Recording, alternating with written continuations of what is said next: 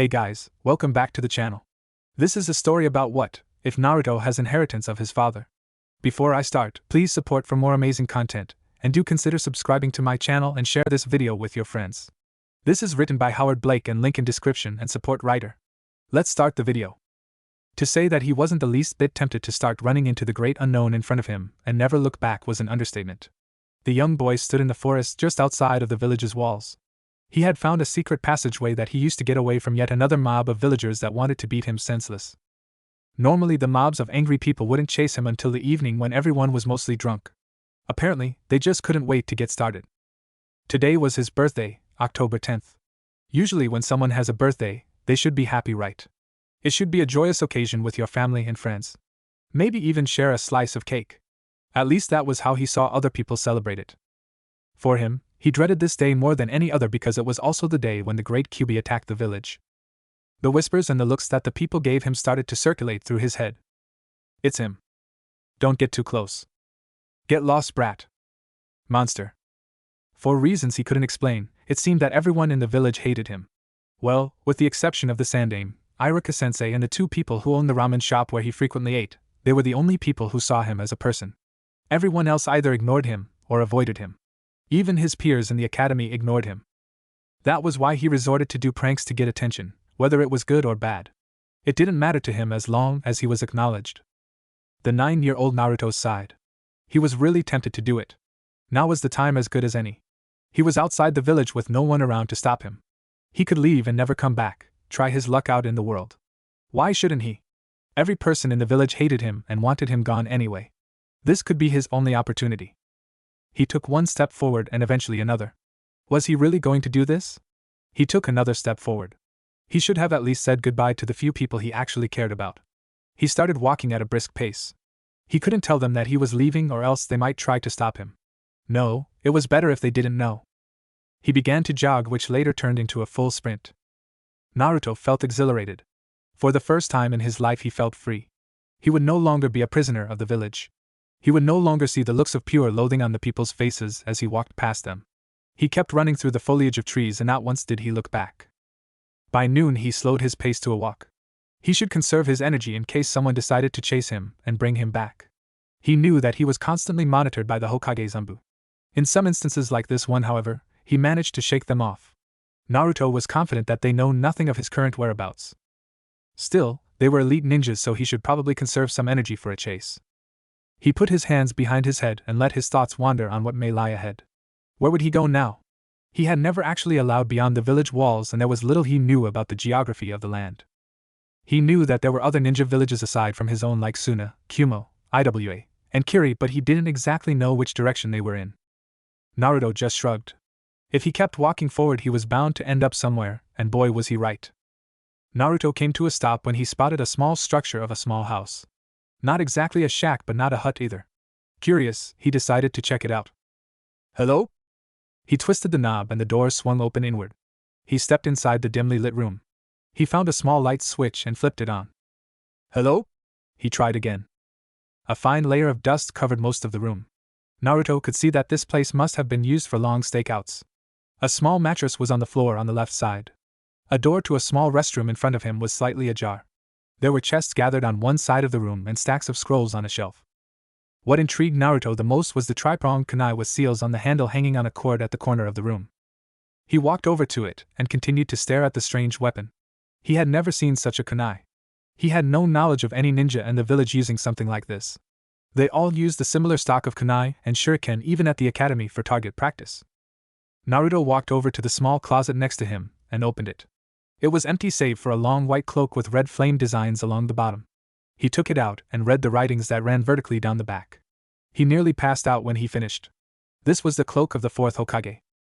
No way, he thought as he suddenly realized that this place must belong to his idol and hero. Putting the cloak back inside, he crossed over to a chest and pushed it open. He looked through the different antique books when he found something interesting. Flipping open a certain book, he realized that it was a photo album.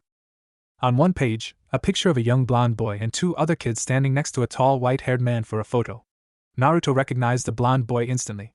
He should know because he sat on his giant stone head every morning. There was no doubt in his mind that the blonde in the picture was the 4th Hokage. The next photo was a group shot of the graduating academy students. Naruto didn't recognize most of the kids in the picture except for the parents of some of his classmates. There was Choji's father, the chubby boy grinning into the camera. Shikamaru was the spitting image of his father. He finally spotted the fourth. The blonde boy was grinning from ear to ear. Standing next to him was a cute red-headed girl who was just as happy. Naruto frowned at that because there was something eerily familiar about the redhead. He flipped to the next page to find the fourth, and the red-headed girl eating at his favorite ramen stand. They looked a year older in this picture. Naruto kept flipping to the next page until he saw a wedding photo of the two. They both wore identical grins of happiness, and they looked at each other with so much love that no one could possibly doubt their feelings for each other. The last photo was the couple sitting on a simple couch. The red-headed woman had a swollen belly and the fourth was pressing his head lightly on the woman's swollen womb. They were both smiling serenely as they listened to the unborn baby in the mother's body. There was a description below the last photo, written in neat penmanship. It's September 25th and my beloved wife is due to give birth any day now. I'm nervous and excited at the same time. I'm finally going to become a father. I can tell Kushina is just as excited as I am. I can feel my child's kicks inside of wife's womb. Jiraiya, sensei came by today. He was ecstatic when he heard the news that he was going to become godfather. We've thought of the perfect name for our soon-to-be baby boy. His name is... Naruto dropped the album in shock. He must have read that last part wrong. It couldn't be true, could it? Naruto. The truth hit him like a ton of bricks, and he fell on the floor. There was no denying it. How could he? The facts were right here. His spiky blonde hair and bright blue eyes were just as prominent as the fourth's. His facial features were mostly from his mother. The way she smiled and looked. Naruto was so stunned that he couldn't move. He was the son of the fourth Hokage. Still something didn't add up. He needed answers. There was only one man who he could turn to about this. His plan of running away was pushed aside as he sped back toward the village. Sarutobi Hiruzen sighed as he finished the stack of paperwork on his desk. He was getting too old for this. There came a knock on the door of his office and his assistant poked her head inside. You have a visitor, Hokage-sama, she said. She pushed the door open to reveal a slightly out-of-breath Naruto. She ushered him inside and shut the door behind her. What brings you here, Naruto-kun? He greeted. The boy looked nervous as he took a seat and stared hard at the floor. I want to talk to you about something, Gigi, Naruto said. Go ahead. The boy was more fidgety than normal. Can we do it without you bodyguards? Naruto asked. Hiruzen raised an eyebrow at this. He signaled his Umbu to leave. All right, we are alone. Now what do you wish to speak about? Naruto hesitated a bit before he answered. I know who my father is. The Sandaime was so shocked that he nearly dropped his pipe. Oh? And who do you think it is? Hiruzen hoped that the boy cannot see through his bluff. Naruto scowled at the old man. It's pretty obvious, Gigi. Naruto pointed to a wall where the pictures of the previous Hokages were framed. The unnerving blue eyes of Minato Namikaze stared back at the two occupants in the room. Hiruzen sighed. He was bound to find out sooner or later. The boy was resourceful after all. A trait he admired for one so young. But something bothered him. Naruto, how did you find out about this? Hiruzen questioned. The blonde boy responded immediately. I found a picture of him in the archives. I know I don't usually go there often, but I was hoping to learn some new jutsu when I stumbled on the files of the Yondaime. It was a lie, Naruto knew. He felt bad about withholding the truth from the one person he actually cared about and respected. He just hoped that the Sandaime bought it. The reason he lied because he didn't want anyone to know about the hideout in the forest. He also couldn't tell them that he was outside of the village walls and the fact that he tried to run away. Hiruzen narrowed his eyes. He could tell that Naruto was lying. He could see it in the boy's eyes, although he did not know why the boy would choose to start hiding secrets from him now. He never did in the past. Still, he decided to take it easy on the boy. Hiruzen blew from his pipe. I suppose that it is only fair that you know about your parents, but I must ask you to keep this to yourself. What I am about to reveal to you is not only information about your parents but also an S-rank secret that involves you and your parents' death. Naruto nodded. Very well, I'll start 8 years ago. Naruto lay awake in his apartment as he tried to grasp everything that was revealed to him by the Sandaime. It was a lot to take in and he was unable to sleep. Strangely enough, it was a relief to know the truth. No matter how horrifying it was. Now he knew why the villagers treat him as such. It wasn't because of him, but what was inside of him. His father, the Yondaime Hokage, had sealed the 9 tails inside of his own son. He was assured that his father had his reasons for doing so. The Sandaime told him that Minato had discovered something that night when the Kyuubi attacked the village, something dangerous. The sandaime told him that his father wanted him to be seen as a hero. Look at how well that turned out. His mother's full name was Uzumaki Kushina. She was an outstanding kunoichi with a very large temper. He had also found out that she was the previous Jinchuriki of the 9 tails before him. The sandaime explained to him what happened during childbirth and how the seal was weakened during the process. Hiruzen had deduced that something went wrong during the labor, and that was how the Kyuubi escaped. Naruto could not help but let the tears fall as he was told that they died trying to shield him from the Kyuubi. They sacrificed themselves for him. All these years, he had never known the love of a parent. Now he knew that he was showered with undying love from his parents, as they gave their own lives for him. He looked out of the window and stared at the Hokage monument. His attention was focused on only one of the stone faces. From that moment on, he vowed to make both of his parents proud. They gave their very lives to save his and everyone else in the village. No matter what, he would get stronger and protect the village they both hold dear. He will rise above their hatred and make them acknowledge him. Not as the Kyuubi, but as the son of 2 heroes. He grinned up at the stone face of his father. He hoped that both of his parents were listening. I'll make you both proud. I promise. For the whole month, Naruto decided to visit his father's hideout every day. He would sneak out of the village and go through the different chests and scrolls he found. Unbeknownst to him was that the sandaime was always watching through his crystal ball. Naruto started to read and study the different scrolls and books in the hideout of his father. They were mostly about Fuinjutsu, the ninja art of sealing, but there were some that were about ninjutsu and taijutsu. Also there were books about history, tactics, geography, politics, and philosophy. There were also a few journals written by his father. One of them was about the ideals, rules, and characteristics of a true shinobi. He also did some physical training. He got the regime from one of his father's journals. Not only that, but he began to practice the basics of chakra control. It took him a week to complete the tree climbing exercise and another to walk on water. Luckily, there was a small lake nearby where he could practice. It turns out that Fuinjutsu was one of the most complex and difficult art to learn. Even so, Naruto was determined to master it. He was still on the basics, such as storage scrolls and exploding tags. His father had left a ton of scrolls and books on the sealing arts. He practiced as much as he could. As for taijutsu, he trained with the basics and tried to make his own style. He read in one of Minato's journals that the best way to fight against an experienced taijutsu specialist was to come up with a unique and unpredictable style only known to the user. Naruto read about the different styles of combat as well, like the Hyuga clan's gentle fist. He was still far from creating his own taijutsu techniques. His genjutsu was virtually non-existent. Instead, he tries to focus on detecting and dispelling illusions. On some days, he meditates to try and enhance his sensory skills. Today was target practice day. He had set up several targets around the forest. His goal was to learn not only how to hit the target, but to get the same amount of accuracy while moving at high speeds. After all, an enemy was not going to just stand there and be your practice dummy. He would be moving to retaliate, so in order to counter you have to be on the move as well. Naruto drew a deep breath as he gripped the shurikens in between his fingers.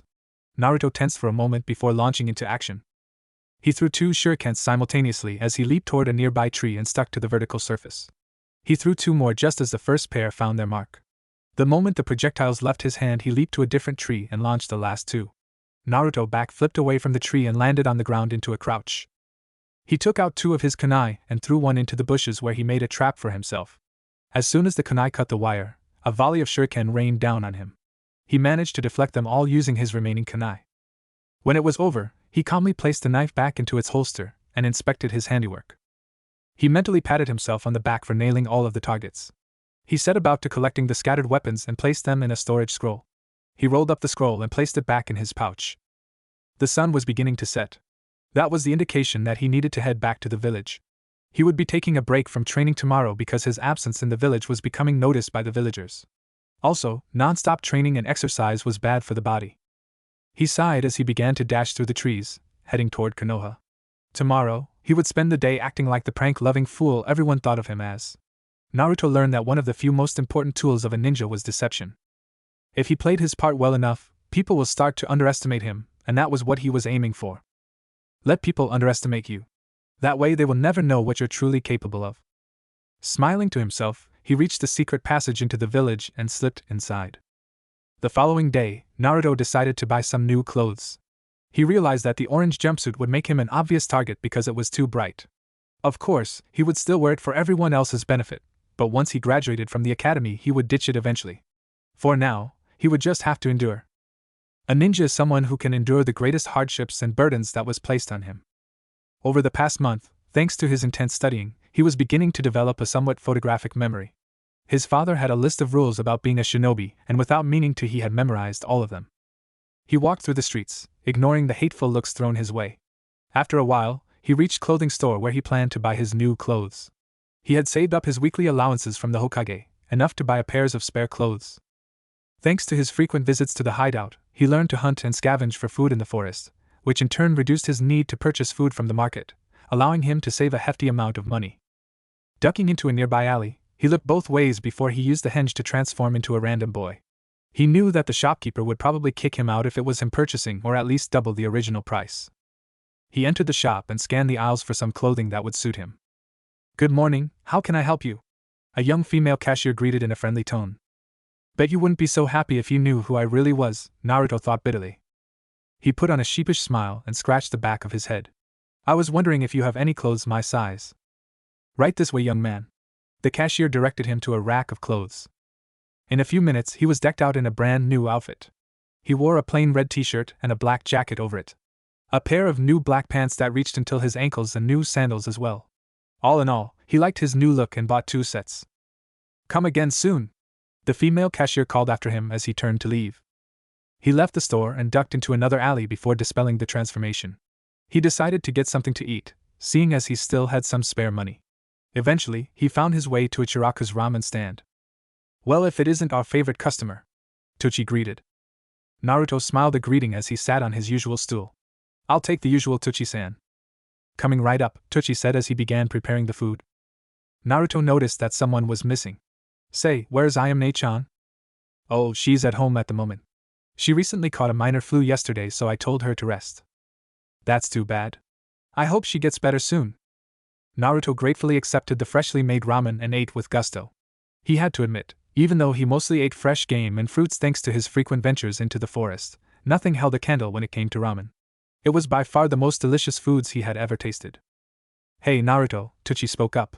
Naruto looked up from his bowl with his mouth full of noodles. "How come I don't see you around as much these days?" Naruto swallowed the contents in his mouth before answering. "Well, Tochi-san, I was just so busy these past couple of days. After all, I'm never going to become Hokage if I slack off in my training." Tochi smiled at the boy's enthusiasm. "You always train so hard. For a while there I thought I lost my best customer." "I don't think that's possible, Tochi-san. Naruto loves your ramen too much." Another voice entered the conversation. "Iruka-sensei." The scarred Chunin instructor took a seat next to the blonde boy and ruffled his hair. "Good to see you, Naruto." Iruka ordered the pork ramen as Naruto guzzled down the remaining soup from his ramen. "So Naruto, are you ready to go back to the academy tomorrow?" The blonde boy grinned up at his instructor. "You bet, Iruka-sensei. Just make sure you don't skip class often this year," Iruka told the boy. Naruto scratched his head, embarrassed. "Sorry, sensei, it's just that your lectures are so boring." Iruka lightly whacked him on the back of the head. "Don't get cocky, Naruto. All of the great ninjas in history started as students until they eventually reached their goals through hard work, determination, and practice." He turned to see if the boy was listening only to find an empty seat next to him. He got up to see Naruto running away from him. The blonde boy waved and called over his shoulder. "See you tomorrow, Iruka-sensei." "Get back here, Naruto." Iruka was about to go after him when Tochi's voice stopped him. "Hey, you better pay for these," Tochi stated sternly. On the inside, though, he was laughing at the boy's antics as the Chunin brought out his wallet, grumbling about unruly kids. The following day, Naruto woke to the sound of his alarm clock. He groaned as he got out of bed and stretched. It was the start of another year at the academy. After a quick breakfast of eggs and toast, he quickly went about his morning routine and got dressed. He wished he could have worn his new set of clothes, but it would attract too much unwanted attention. He locked the door to his small apartment as he made his way toward the academy. He casually strolled through the streets, effectively ignoring the glares sent his way. He wasn't in much of a hurry, so he kept to a slow pace. He put on the goofy grin everyone always saw, masking his true self from anyone else, hiding all the years of pain caused by the very people his parents died protecting. The thought lit a fire of untamed rage within him. Never let anger or revenge consume your thoughts. Taking deep breaths at a time, he managed to suppress the building anger. 30 minutes later he found himself in the Ninja Academy building. He stopped just outside of the classroom door. Steeling himself, he slid the door open and walked inside. The familiar chatter could be heard as he entered. His classmates obviously excited for the upcoming lessons. The only one who didn't seem to care was Shikamaru Nara. The lazy clan heir was sleeping soundly on his desk with his head resting on top of his arms. Choji, a chubby boy from another respected clan, was currently munching on some potato chips next to his sleeping friend. Naruto was ignored, of course. He sighed as he took a seat by the window. He stared at the village outside of the little classroom. One day, he was going to become a ninja like his parents, and then it would be his turn to protect the village. He vowed to surpass both of his parents and become a Hokage like none other. Suddenly, he got a suspicious feeling that someone was watching him. He turned his head to look behind him to see a cute girl with short dark purple hair staring at him. The girl blushed when he caught her staring and looked away shyly. Naruto frowned in confusion. Was the girl watching me? Why is she blushing? He shrugged it off when someone else entered the classroom. All of the girls, minus Hinata, swooned and stared at the newcomer with hearts in their eyes. Of course, Naruto knew who he was. Who didn't? Sasuke Uchiha, the lone survivor of the Uchiha clan massacre, was the top academy student. Naruto, on the other hand, had been named the dead last. The pale raven-haired boy ignored the girls who was trying to get his attention and made his way over to his usual spot. He was surprised, however, when he found the seat already occupied by the doe. Sasuke walked over and stood over the blonde boy. Naruto noticed this and turned to look at him. Can I help you? You're in my seat, doe, Sasuke stated as a matter-of-factly. I don't see a name on it, Naruto countered, not backing down. It was just a chair. Surely the prick could find another one, right? But no, his fangirls had to come to his rescue. That's right, Naruto baka. That's Sasuke-kun's spot, the pink-haired banshee screeched. Yeah, find your own seat, Ino shouted in agreement. Naruto sighed in annoyance as he stood up. Apparently they were going to drag this out if he kept arguing with them. But he wasn't going to let the arrogant bastard off the hook. Oh wait, now I see it, Naruto said loudly. He looked back at the chair and pretended to read an inscription. This seat is reserved for the Uchiha prick who has a 10-foot pole shoved up his ass. Well, here you go then. Naruto made an exaggerated gesture toward the chair, like a waiter showing customers to their seats.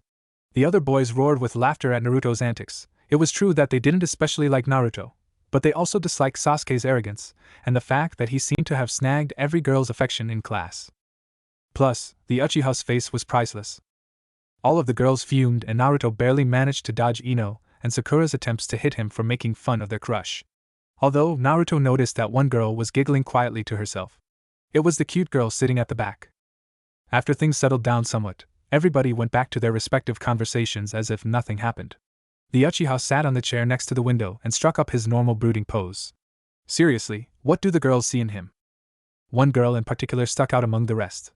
Naruto decided to walk up to her. Hi, do you mind if I sit here?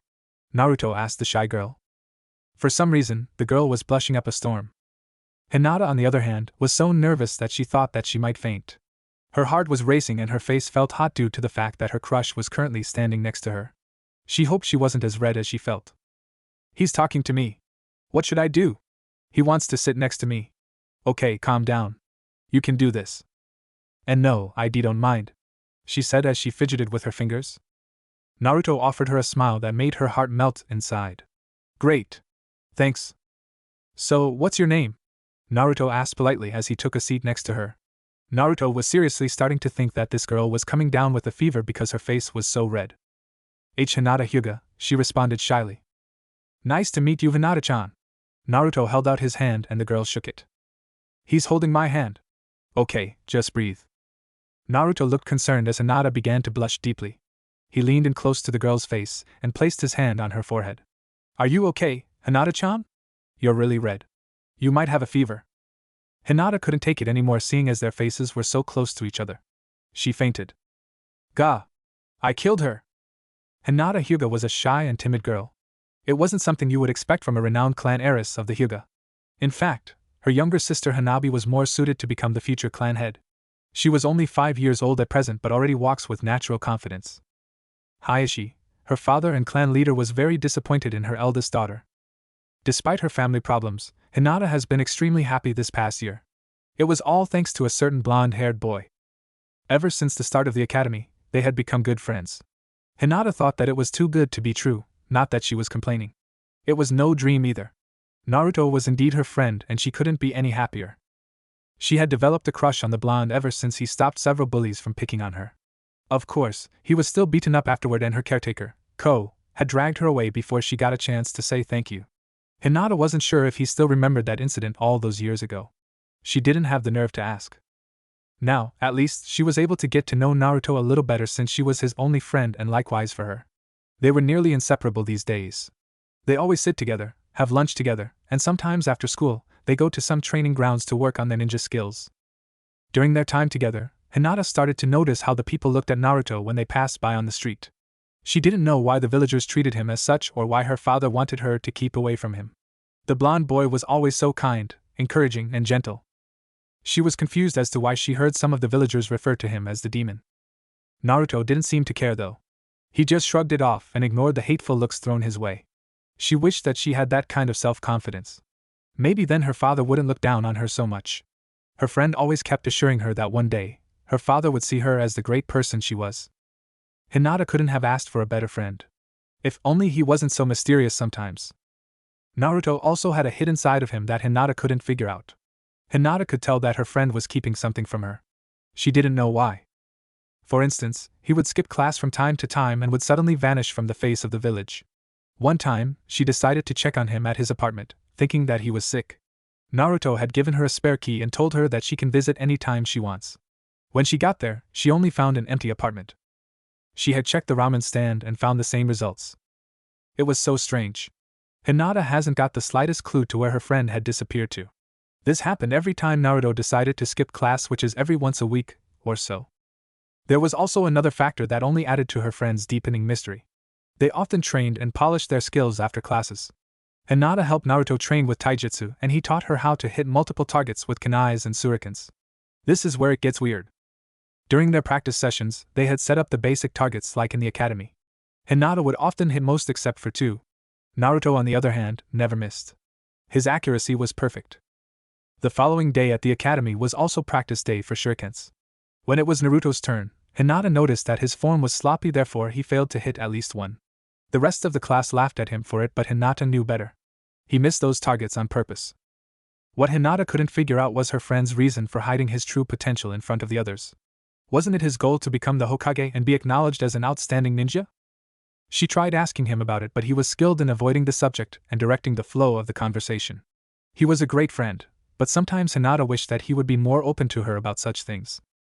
One afternoon, the two were happily enjoying their time after school. They had decided to take a break from training and have a picnic instead. The two were at their usual training grounds. Luckily no one was around, and they had the place all to themselves. They had a wonderful time just playing games and eating. At some point, the day was beginning to wane and the sun was beginning to set. The two friends leaned against a tree as they watched the sunset. Hinata rested her head on Naruto's shoulder. Naruto didn't mind, he was content to be sitting on the grass with his closest friend beside him. She was beginning to grow confidence thanks to the blonde boy. She didn't faint anymore, but she still blushed when Naruto held her hand while walking together on the street. "I wish we could stay like this, Naruto-kun," Hinata said, breaking the silence. "What do you mean?" Naruto asked, confused. "This is the most fun day of my life. I don't have to worry about anything and that you're here with me," Hinata responded. "I wish we could stay like this a little longer." "Me too." Naruto smiled. They sat in comfortable silence for a while. But Naruto had to break it. "Hinata-chan, do you know what date tomorrow is?" he asked, nervously. "Tomorrow's October 10th. She answered. She didn't know where this was headed. "Exactly," Naruto confirmed. "Tomorrow's my birthday and—" Naruto didn't finish. He didn't need to. Naruto told her about how the mobs usually chase him on his birthday. She felt repulsed at the way her friend was treated. He wasn't a monster or a demon. She didn't know why the villagers continued to treat him like that. More importantly, she was scared for her friend. "What are we going to do?" she asked. Naruto smiled for a bit when she used we before turning serious again. "Hinata-chan, tomorrow I have to ask you to stay away from me." "No way." "Please," he urged. "They might hurt you too. I won't be able to forgive myself if my best friend was put in harm's way because of me. Please, Hinata-chan. Promise me." Hinata bit her lip and hesitated for a moment. His bright blue eyes were pleading and a little bit desperate. He honestly didn't want her to get hurt. "All right, Naruto-kun, I promise." Naruto sighed in relief. When the sun had completely disappeared over the horizon, the two packed up their leftovers and made their way through the streets of the village. Naruto insisted to walk Hinata home, and she happily agreed. They traveled in silence. They arrived at the Hyuga compound after a few minutes. Well, I guess this is dash. Whatever Naruto was going to say was cut off when Hinata suddenly threw her arms around him in a tight hug. After a moment, he returned it by wrapping his own arms around her, and they stood in embrace for what felt like an eternity. Hinata didn't want to let go, because she knew of the horrors that will await the boy she was hugging when tomorrow came. She wanted to be there with him to face those dangers together, but she knew that Naruto would never allow that. For now at least, her friend was safe in her arms. Be careful, Naruto-kun. More importantly, stay safe. I also don't want my friend to get hurt, she said softly. Okay, Naruto whispered. The two broke apart, and Hinata walked inside the gates. She turned to see Naruto still watching her. He gave her a wave and flashed her one of his confident grins. Hinata smiled back, and after a few minutes he was gone. Naruto lay awake in his apartment, staring at the ceiling. He still couldn't believe that a year has already passed since the day he decided to run away from his village. The days seemed to slip by, and now here he was. He smiled as an image of Hinata popped into his head. He could honestly say that she was one of the best things that had come into his life. She was his friend. She didn't treat him like everyone else, and more importantly, she saw him for who he really was. Thinking back on it now, Naruto couldn't imagine what his life would have been like without her. He still felt bad about not telling her why he disappeared every now and then. He knew that she was obviously worried, but he wasn't ready to reveal to anyone else about where he had been sneaking off to and what he was doing. One of these days, though, he would tell her everything she needed to know about himself. As far as his training is concerned, he was improving remarkably well. His skill with Fuinjutsu was increasing with every visit. He had also improved with his taijutsu training as well, and thanks to the weighted seals on his arms, legs and torso, his physical training was paying off. His basic ninjutsu was also polished, and he was now currently working on elemental affinities. His element was wind. It was slow going with the leaf-cutting exercise, but luckily, Naruto discovered a jutsu that would speed up his progress. The Shadow Clone Jutsu was a high-level technique and could only be used to its full potential by a person with very large chakra reserves. Seeing as how he was the Jinchuriki of the most powerful Bija, and not to mention his mother's clan, he was confident that he could make use of a large number of solid clones for his training. Apparently, when the clone is dispersed, the memories of the clone will return to the original. This way he could cut his training time in half. By what would have taken him 3 months to do, would only take him a week to accomplish. Naruto sighed happily as he closed his eyes and started to drift to sleep. For once, everything is going smoothly for me. Naruto woke up early the following day to get a head start. The sun wasn't even rising yet. Naruto quickly got dressed and headed out. He would be training until mid-afternoon today. After that, he wasn't looking forward to what the drunken villagers had planned this year if they caught him. He slipped through the secret passage and dashed through the forest. Once he made it there, Naruto formed the required hand sign. Taiju Kagebenshin no Jutsu. There was a huge puff of smoke, and when it cleared, he was surrounded by 60 copies of himself. He started to divide the training he planned for today. 20 clones will continue with the leaf-cutting exercise. 10 clones will read up on Fuinjutsu. 10 of the clones will study the different ninjutsu scrolls. Another 10 will study the other necessary subjects for shinobi such as geography, tactics, and history. The last batch would be his sparring partners. And so Naruto lost himself in his training. By the time he decided to take a break, it was already noon. Naruto dispelled his clones few at a time. He had learned the hard way not to disperse them all at once. When he did, his head wouldn't stop spinning, and it took 2 hours for him to get over his nausea. The clones' memories came rushing back to him along with the hours of reading and practice. Afterwards, Naruto ate a small lunch consisting of grilled fish, berries, and some apples. As he ate, he couldn't help but wonder what Hinata was doing at this moment. He didn't know why, but his thought always seemed directed toward the girl no matter what he was doing nowadays. Naruto finished his lunch and decided to continue where he left off. When he felt 2 hours had passed, he decided to head back to the village. No doubt everyone was raring to get things started. There's always a silver lining even in the most hopeless situations. I hope so too, Dad, Naruto thought. The Sandaime Hokage watched from his crystal orb as the blonde boy dashed among the rooftops toward his apartment. He knew that today was the death anniversary of the village's beloved 4th Hokage, and also the day when the Kyuubi attacked the village 10 years ago. Hiruzen felt deep sadness and regret toward the blonde Jinchuriki. He also felt ashamed by the actions of the villagers toward the boy. If only they knew that Naruto was the very reason that the Kyuubi was kept at bay. The blonde boy was a hero every day just by living and keeping the beast tamed within himself. Hiruzen knew of the beatings that the boy suffered every year, and that is why he has taken special precautions this year. He would assign 3 of his personal umbu to watch and protect Naruto if things came to worst. He will not fail Minato's son, not this time. He turned to one of the portraits of the previous Hokages on the wall in his office. The picture of the young yondaime stared back at Sarutobi, and once again he marveled at how his son resembled him, granted that he took after both of his parents. Suddenly, 3 Umbu ninjas appeared in the office in front of the Hokage's desk. They all got down on one knee. "You called, Hokage-sama?" "Yes," Hiruzen affirmed. "As you're aware, tonight is the festival to celebrate the defeat of the Great Bijou. No doubt that Naruto will be in grave danger, and it will be up to you 3 to make sure he is not excessively harmed. I'm counting on you, Sparrow, Weasel, and Dog. Don't fail." "Yes, Hokage-sama," the 3 said in unison. The 3 then disappeared a moment later. Hiruzen turned to look back into his crystal orb and saw the young Jinchuriki leaning on the railing on the rooftop of his apartment. The young boy stared out into the village as the sun was beginning to set. Hiruzen could see the drastic changes the boy underwent this past year ever since he learned of his heritage. Gone was his loud and brash attitude. Hiruzen could see through his act that he put up in front of everyone else, but Naruto couldn't fool him. Only when he was alone or with the Hyuga heiress did Naruto act like himself. Looking at the boy now, he could see the intelligence and fierce determination in his eyes. The resolve behind it was unimaginably strong. In Hiruzen's opinion, the will of fire burns the brightest inside of Naruto. Hiruzen chuckled to himself. He really is your son. I'd better watch out or these youngsters will surpass us quicker than I expected, Minato? Earlier that day, Hinata underwent yet another grueling spar with one of the clan members. Her opponent was not too lenient with her, and was not afraid to hold back. As a result, she suffered a painful defeat in which she could barely stand afterwards. She was panting heavily on her hands and knees.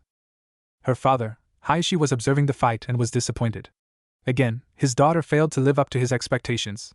He spared her one last look before standing to leave. Hinata's sparring partner also took his leave and Hinata was left alone in the small dojo. Once she was alone, Hinata couldn't stop the tears from streaming down her cheeks. Why was she so weak? She always gave her all and trained so hard, and yet, it still wasn't enough. She sobbed quietly. All she ever wanted was to make her father proud and acknowledge her. He couldn't even look at her these days without feeling disappointed. She felt utterly hopeless. She was never going to improve. "Don't cry, Hinata-chan." Hinata looked up suddenly and expected to see her friend standing right in front of her. She found herself staring at empty space for a moment, until she realized that she was still alone. Had she imagined it? His voice felt so real it was almost like he was here with her. "Never give up. That's the only way anyone can get stronger. Don't worry, Hinata-chan, I'll be with you every step of the way." Hinata smiled at those words. She remembered when he said that to her, and she never forgot. She wiped the tears from her face and got back to her feet. Naruto was right, she couldn't just give up. She also wanted to walk alongside her friend, and she can't do that if she's weak. She struck up her gentle fist stance and activated her Byakugan. She then began to spar with a phantom opponent. Nonetheless, Hinata gave it her all. She practiced until she eventually collapsed from exhaustion. Fortunately, her caretaker Ko was watching the whole time. He had been surprised to see Hinata still training in the dojo when her father left. He was amazed by her newfound determination. When she was finally overcome with exhaustion, he carried her to her room and laid her down on the soft mattress. He smiled down at the sleeping clan heiress and turned to leave. Just before he left the room, he turned back and managed to whisper a few words. "You'll become a fine kunoichi someday, Hinata-sama." When Hinata woke, she was surprised to find herself lying on the mattress in her room. The last thing she remembered was passing out in the dojo. Someone must have carried her here. She looked outside the window to find the sun already setting. She took a quick shower and changed into new clothes. By the time she was summoned for dinner, she was already refreshed and rejuvenated. Dinner was awkward as usual, because nobody spoke. Her father opted to eat in silence, and Hanabi did the same. She wished that her mother was still alive. It was a much happier time back in those days. When dinner was finished, Hinata wandered around the compound for a while. Now that she had slept most of the afternoon, she felt restless. She was wondering what Naruto was doing at this moment. She was starting to worry about her friend now that it was getting dark. "Please be safe, Naruto-kun." She had been so lost in thought that she stumbled upon an open area where her cousin Niji was currently practicing. Hinata had always been a little envious of her cousin. Niji was considered as a prodigy amongst the Hyuga clan. Although there has been some resentment from the branch family, Hinata couldn't help but admire and look up to the older boy. She continued to walk around the compound when she started to hear the sounds of commotion. A cold feeling of dread crawled up her spine as she began to suspect the cause of what was happening outside. She rushed to the gate of the compound and saw many villagers bustling in the streets. What scared her most though was that they carried makeshift weapons like gardening ornaments and kitchen knives, and the fact that they were headed toward the southern part of the village. Fear held her rooted to the spot as she realized something else. The direction in which the villagers were headed was where Naruto lived. Concern and her feelings for her friend was what pushed Hinata to move, and she ran past the two clan members who guarded the entrance. "Hinata-sama, you shouldn't leave the compound at this time," one of them called out to her. She didn't listen, nor did she care. She knew that they were going to report this to her father. Hinata would face the consequences later, and she didn't give a damn what her father would say or do to her eventually. Right now, she had to save her friend. She ran in the direction of Naruto's apartment as fast as she could. Hinata could only hope that she wasn't too late. The blonde boy screamed in agony as one of the villagers drove his knife into the boy's ribcage for the 5th time. His clothes were soaked in his blood. The boy wanted to black out from the pain. He could barely even stay conscious. Even so, he wasn't about to beg for mercy. "Is that all you've got?" Naruto croaked. He was answered by a fist connecting with his jaw. The hit made him see spots in his field of vision, but otherwise he stayed conscious. "Shut up, demon brat." They were currently located on one of the streets where they eventually caught him. He outmaneuvered them as best as he could, but there were some drunken ninja in the mob as well. The villagers constructed a makeshift wooden post in the ground and bound Naruto to it by driving a nail into his raised hands. Some genius came up with the idea to make a game of whack the demon with sticks. Eventually they got bored after a while and tried something else. Naruto had already been burned, stabbed, cut, and beaten. 3 of the Hokage's Umbu interfered, but despite their help, Naruto was still caught. The 3 tried to shield him from the villagers, but they were overwhelmed by their numbers. The 3 had been ordered to protect him, but they couldn't harm civilians as well. In the end, 2 of the Umbu were knocked out while an injured one will report to the Hokage. He hoped he could hurry a bit though. No reason, just about to bleed to death is all. Naruto was currently surrounded by at least 60 drunk and angry villagers. His vision was blurry and one of his eyes was swollen shut. Right now the drunkards are deciding what else to do to him. His eyes scanned the crowd and he froze when he saw a familiar face in the crowd. At first he thought that he imagined it, but he looked again and there was no mistaking it. What was she doing here? He spotted Hinata amongst the crowd, though thankfully none of them noticed her. Her hands covered her mouth as tears ran freely down her cheeks. Her horrified expression was more painful than whatever punishment he got from the villagers. Naruto met her gaze and he sent her a silent message. "Get out of here." Hinata only responded with a shake of her head. Naruto couldn't bear to have his friend seeing him like this and he looked away. A moment later, a powerful voice spoke over the crowd of villagers. "What's going on here?" Naruto couldn't have been happier to hear that voice in all his life. They all turned to see the Sandaime Hokage striding forward along with the injured Umbu. Silence hung heavily in the air as the Hokage surveyed the scene. The villagers couldn't meet the Hokage's eyes because they were filled with fury and anger. When he saw Naruto, he was visibly shaking with rage. "All of you will return to your homes immediately," Hiruzen ordered in a deathly quiet voice. "You shall all receive punishment due to your actions. I will announce the sentence tomorrow. Go!" The crowd did as they were told and began to disperse. Hinata rushed forward along with the Hokage. "Naruto-kun!" She held his face in her hands as she sobbed. "Stay with me. Please, please, please don't leave me. Get him to the hospital at once," the Hokage ordered. The last thing Naruto saw before he blacked out was the sobbing face of Hinata. Naruto hated himself for making her cry. Hinata sat in silence as she waited for the doctor to give the results of their findings. The Hokage sat next to her. She couldn't cry anymore because she didn't have any tears left. When she saw what the villagers had done to Naruto, she had been too stunned to move. Hinata has never been so scared in her entire life. All she saw was Naruto drenched in blood. She felt something break inside of her. She never wanted to see that again. She hung her head in shame. She had done nothing to save her friend from the torture that had been done to him. She just stood there useless and helpless. Her fear rooted her to the spot. She had done nothing but watch as her best friend was tortured within an inch of his life. Hinata was indeed useless. But Hokage-sama she started to say, but Hiruzen held up a hand to stop her. "There wasn't anything else you could have done," Hiruzen explained. "Instead you did the most important thing, you were there for Naruto. That speaks volumes for itself." Hinata decided not to argue with the Hokage and simply nodded. After an hour, the doctor informed them that her friend's condition was stable. Hinata wiped a few stray tears that escaped and Hiruzen sighed in relief. Naruto was currently resting and should wake up in a couple of hours. Hinata persisted to stay with Naruto until he woke. The doctor hesitated at first but eventually agreed as long as she didn't disturb him. She surprised the doctor by thanking him with a big hug. Now she sat next to the bed of a sleeping Naruto. Most of his face was covered in bandages and his leg was in a cast. She held one of his hands in both of hers and touched it against her cheek. She rested her head on the side of the bed while she still held on to his hand. Naruto's deep and continuous breathing eventually lulled her into sleep. Naruto found himself in front of a huge cage in a dark sewer. He was confused, however, because the last thing he remembered seeing was Hinata. Where exactly was he? Naruto heard a deep and evil chuckle from the cage, and a pair of crimson eyes gazed upon him. He felt a heavy atmosphere of rage and hatred. So, my jailer has come to visit me at last. You don't look like much, brat. It was then that Naruto realized who he was standing before.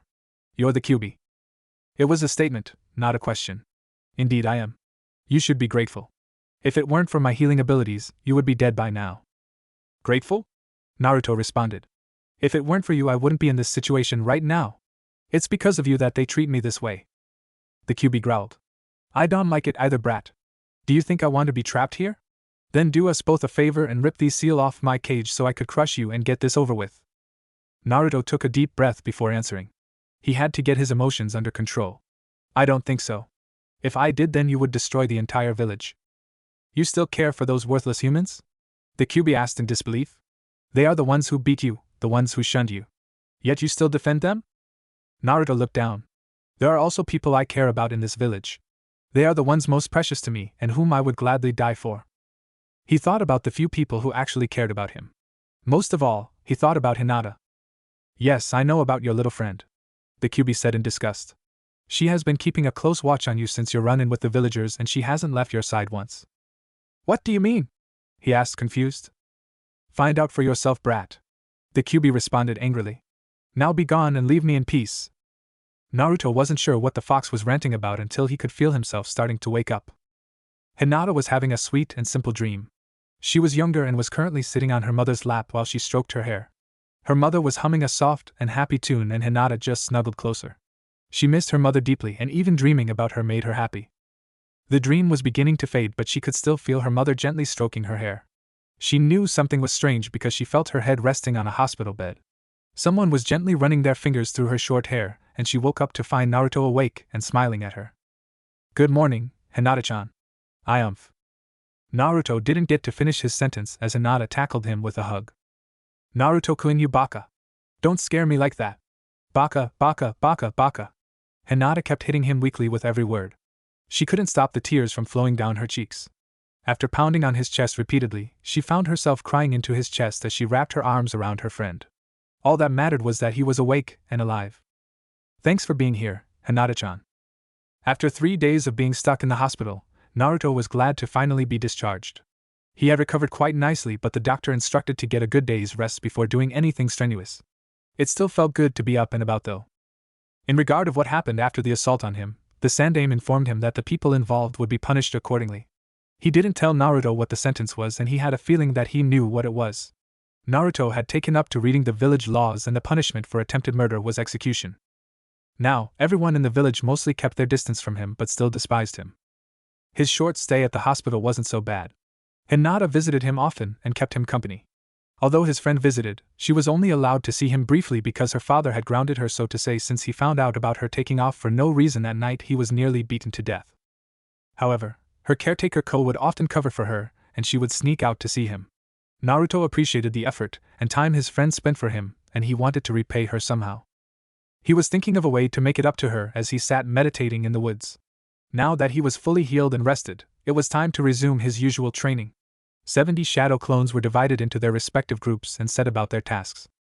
He had already mastered the leaf-cutting exercise and was now ready to take it to the next step. Naruto had mastered a few basic wind jutsus as well. He had read that for people with the wind affinity to bring out the fullest potential of their jutsus is that the wind needs to be sharp and thin as much as possible. That way it can cut through almost anything. Now his clones were trying to cut thick branches of wood. His skill with Fuinjutsu was advancing well. He learned that there were endless possibilities when it came to the sealing arts. The main goal was to create your own seals and make it as complicated as possible. That way your enemy cannot retaliate, and by the time he figures out the secret to your seal, it will already be too late. Once he had mastered the very basics, it was up to him to improve the existing seals or create his very own. He was already coming up with ideas, but it was still a work in progress and needs more smoothing around the edges. Thanks to his weighted seals, Naruto was becoming stronger and faster every day. He increased the weight every week or so and sometimes practiced without them to get the hang of it. When he first dispelled his seals, he was amazed by how fast and strong he was. His body felt so light, and it felt exhilarating. Naruto sat on the ground in a meditative position as he tried to remain motionless. It was a good exercise to sharpen his focus and expand his senses. Thanks to his continuous meditation, Naruto was now able to detect chakra signatures within a 2-mile radius. Naruto's eyes flashed open as he felt something come across his senses. It was too fast to distinguish what it was, but he was sure that he felt something. A faint chakra signature suddenly made itself known and disappeared just as fast. Maybe he just imagined it? Always trust in your instincts. Naruto frowned and stood up from his seated position. Something wasn't right. He felt uneasy for some reason. Coming to a decision, he dispelled his clones few at a time and decided to head back toward the village. It was around noon and Naruto was wandering aimlessly through the streets of Konoha. He dismissed the hateful looks people were throwing at him. He had other things on his mind at the moment. The lingering feeling of uneasiness still hasn't left him. He was thinking furiously when he suddenly spotted Choji and Shikamaru ahead of him. On an impulse he decided to go talk to them. "Hey guys, what's up?" Naruto greeted casually, with a goofy grin on his face. "Hi Naruto," Choji greeted. As always, the boy was currently munching on some potato chips. "Nothing much," Shikamaru replied lazily. "My mother just asked me to pick up some groceries, which is troublesome." Naruto chuckled. Next to Hinata, Choji and Shikamaru were friendly and polite enough whenever the blonde spoke with them. They managed to interact a few times in class and outside the academy. It's just that Shikamaru was too lazy to do anything most of the time and Choji was always occupied with eating that he couldn't ask them to hang out sometime. "What about you, Choji?" Naruto turned to his chubby classmate. He knew never to say that out loud. Whenever Choji heard someone call him fat, well, they would probably start eating food through straws when Choji was finished with them. "I have to be home in 20 minutes. Choji said. "My dad says he wants to talk to me about something." Naruto felt slightly disappointed to know that both of his classmates couldn't stick around with him for a while. "Oh, okay then. Catch you guys later?" Naruto called out behind them as they began to walk in opposite directions. He continued to wander the streets. With no destination in mind, he was completely left to his own thoughts. He hadn't felt this lonely in a long time thanks to Hinata. He wished that he could go see her, but she was currently under house arrest by her father. He didn't want to get her in more trouble as it is. Sighing, he decided to head back to his apartment. Hinata was once again suffering from a humiliating defeat during training session. Her father had doubled her training schedule and didn't allow her to leave the compound until her punishment was lifted. She felt exhausted and sore thanks to her intense sparring session. Her cousin Niji had been her opponent, and he wasn't afraid to batter and bruise her in the process. She gave it her best, but not once was she able to land a hit on the clan prodigy. After the spar, Niji bowed respectfully towards Hayashi before taking his leave. He didn't even spare Hinata a glance. "When are you ever going to improve, Hinata?" her father demanded. Hayashi stood and stormed out of the dojo. Ko felt sorry for the young clan heiress as she placed her hands on her knees and was panting heavily. He could see that she was really giving her best efforts, and yet she was still lacking improvement. Maybe it was because of the lack of initiative, he thought. Even Ko knew that her interest was always elsewhere, maybe on a certain blonde-haired Jinchuriki for instance. Ko stood and placed a consoling hand on the girl's shoulder. "Come, Hinata-sama. You've earned a break." Hinata stayed silent for a moment before speaking. "Ko-san, can I ask you for a favor?" Hinata asked hesitantly. "Anything, Hinata-sama," Ko responded. Hinata looked up and met the older Hyuga's gaze. "Please spar with me." Ko was a bit surprised by her request. Usually after a spar, the young heiress would gladly find an excuse for something else to occupy her time. Now, she was requesting another practice session? This was certainly out of character for her. "May I ask why, Hinata-sama?" Ko asked curiously. Hinata stood up straight and met Ko's gaze. There was a fire of determination burning within her eyes. "Because I am still weak and therefore I cannot protect the people I care about," Hinata stated. "I need to become stronger to walk alongside the one who matters to me." Hinata looked down as images of a bloodied Naruto came to mind. "I don't ever want to see my friends get hurt. So please, help me become stronger." Ko smiled down at the girl standing confident before him. It appears that her willingness to protect her friend was just the spark she needed to get her motivated. It was nothing short of miraculous that Naruto was able to have this much of an effect on her. That boy is something else, Ko thought, but in a good way. "Very well, Hinata-sama." Ko took up a fighting stance and Hinata did the same. "Thank you, please don't hold back," Hinata said. They both activated their Byakugan and began to exchange furious blows. Ko was surprised by the intensity of her attacks. He occasionally pointed out her mistakes or threw in some helpful suggestions every now and then. Hinata made the necessary adjustments and immediately gained better results. All the while, Niji observed the two through a small opening between the sliding doors.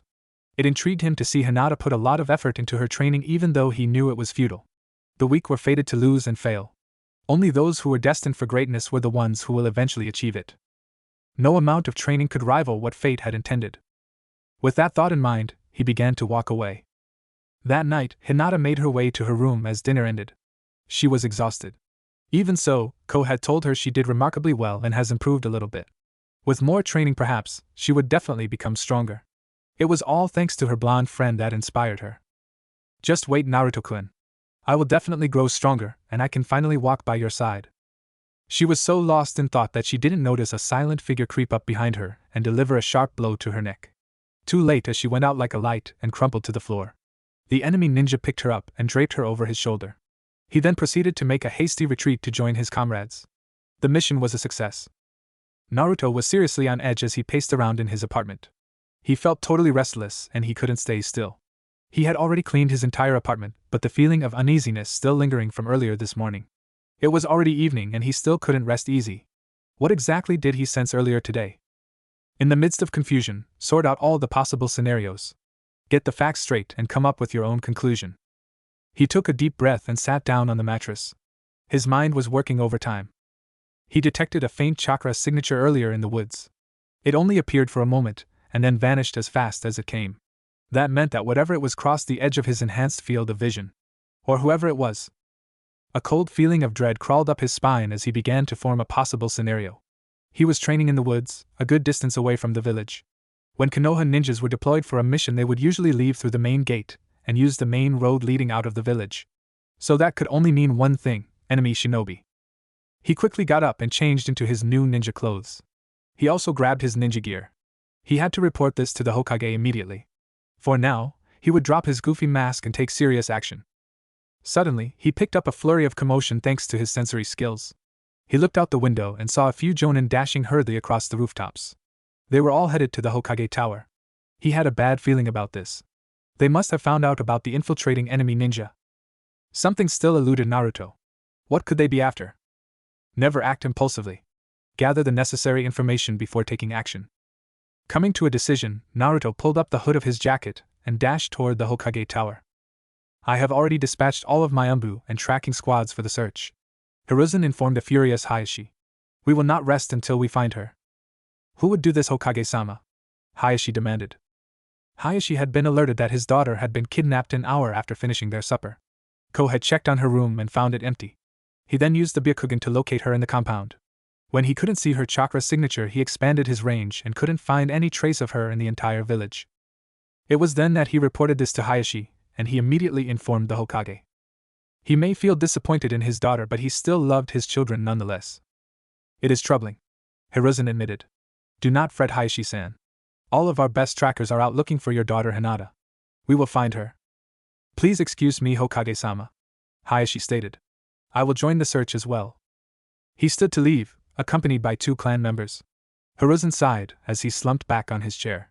He prayed that they find the girl soon.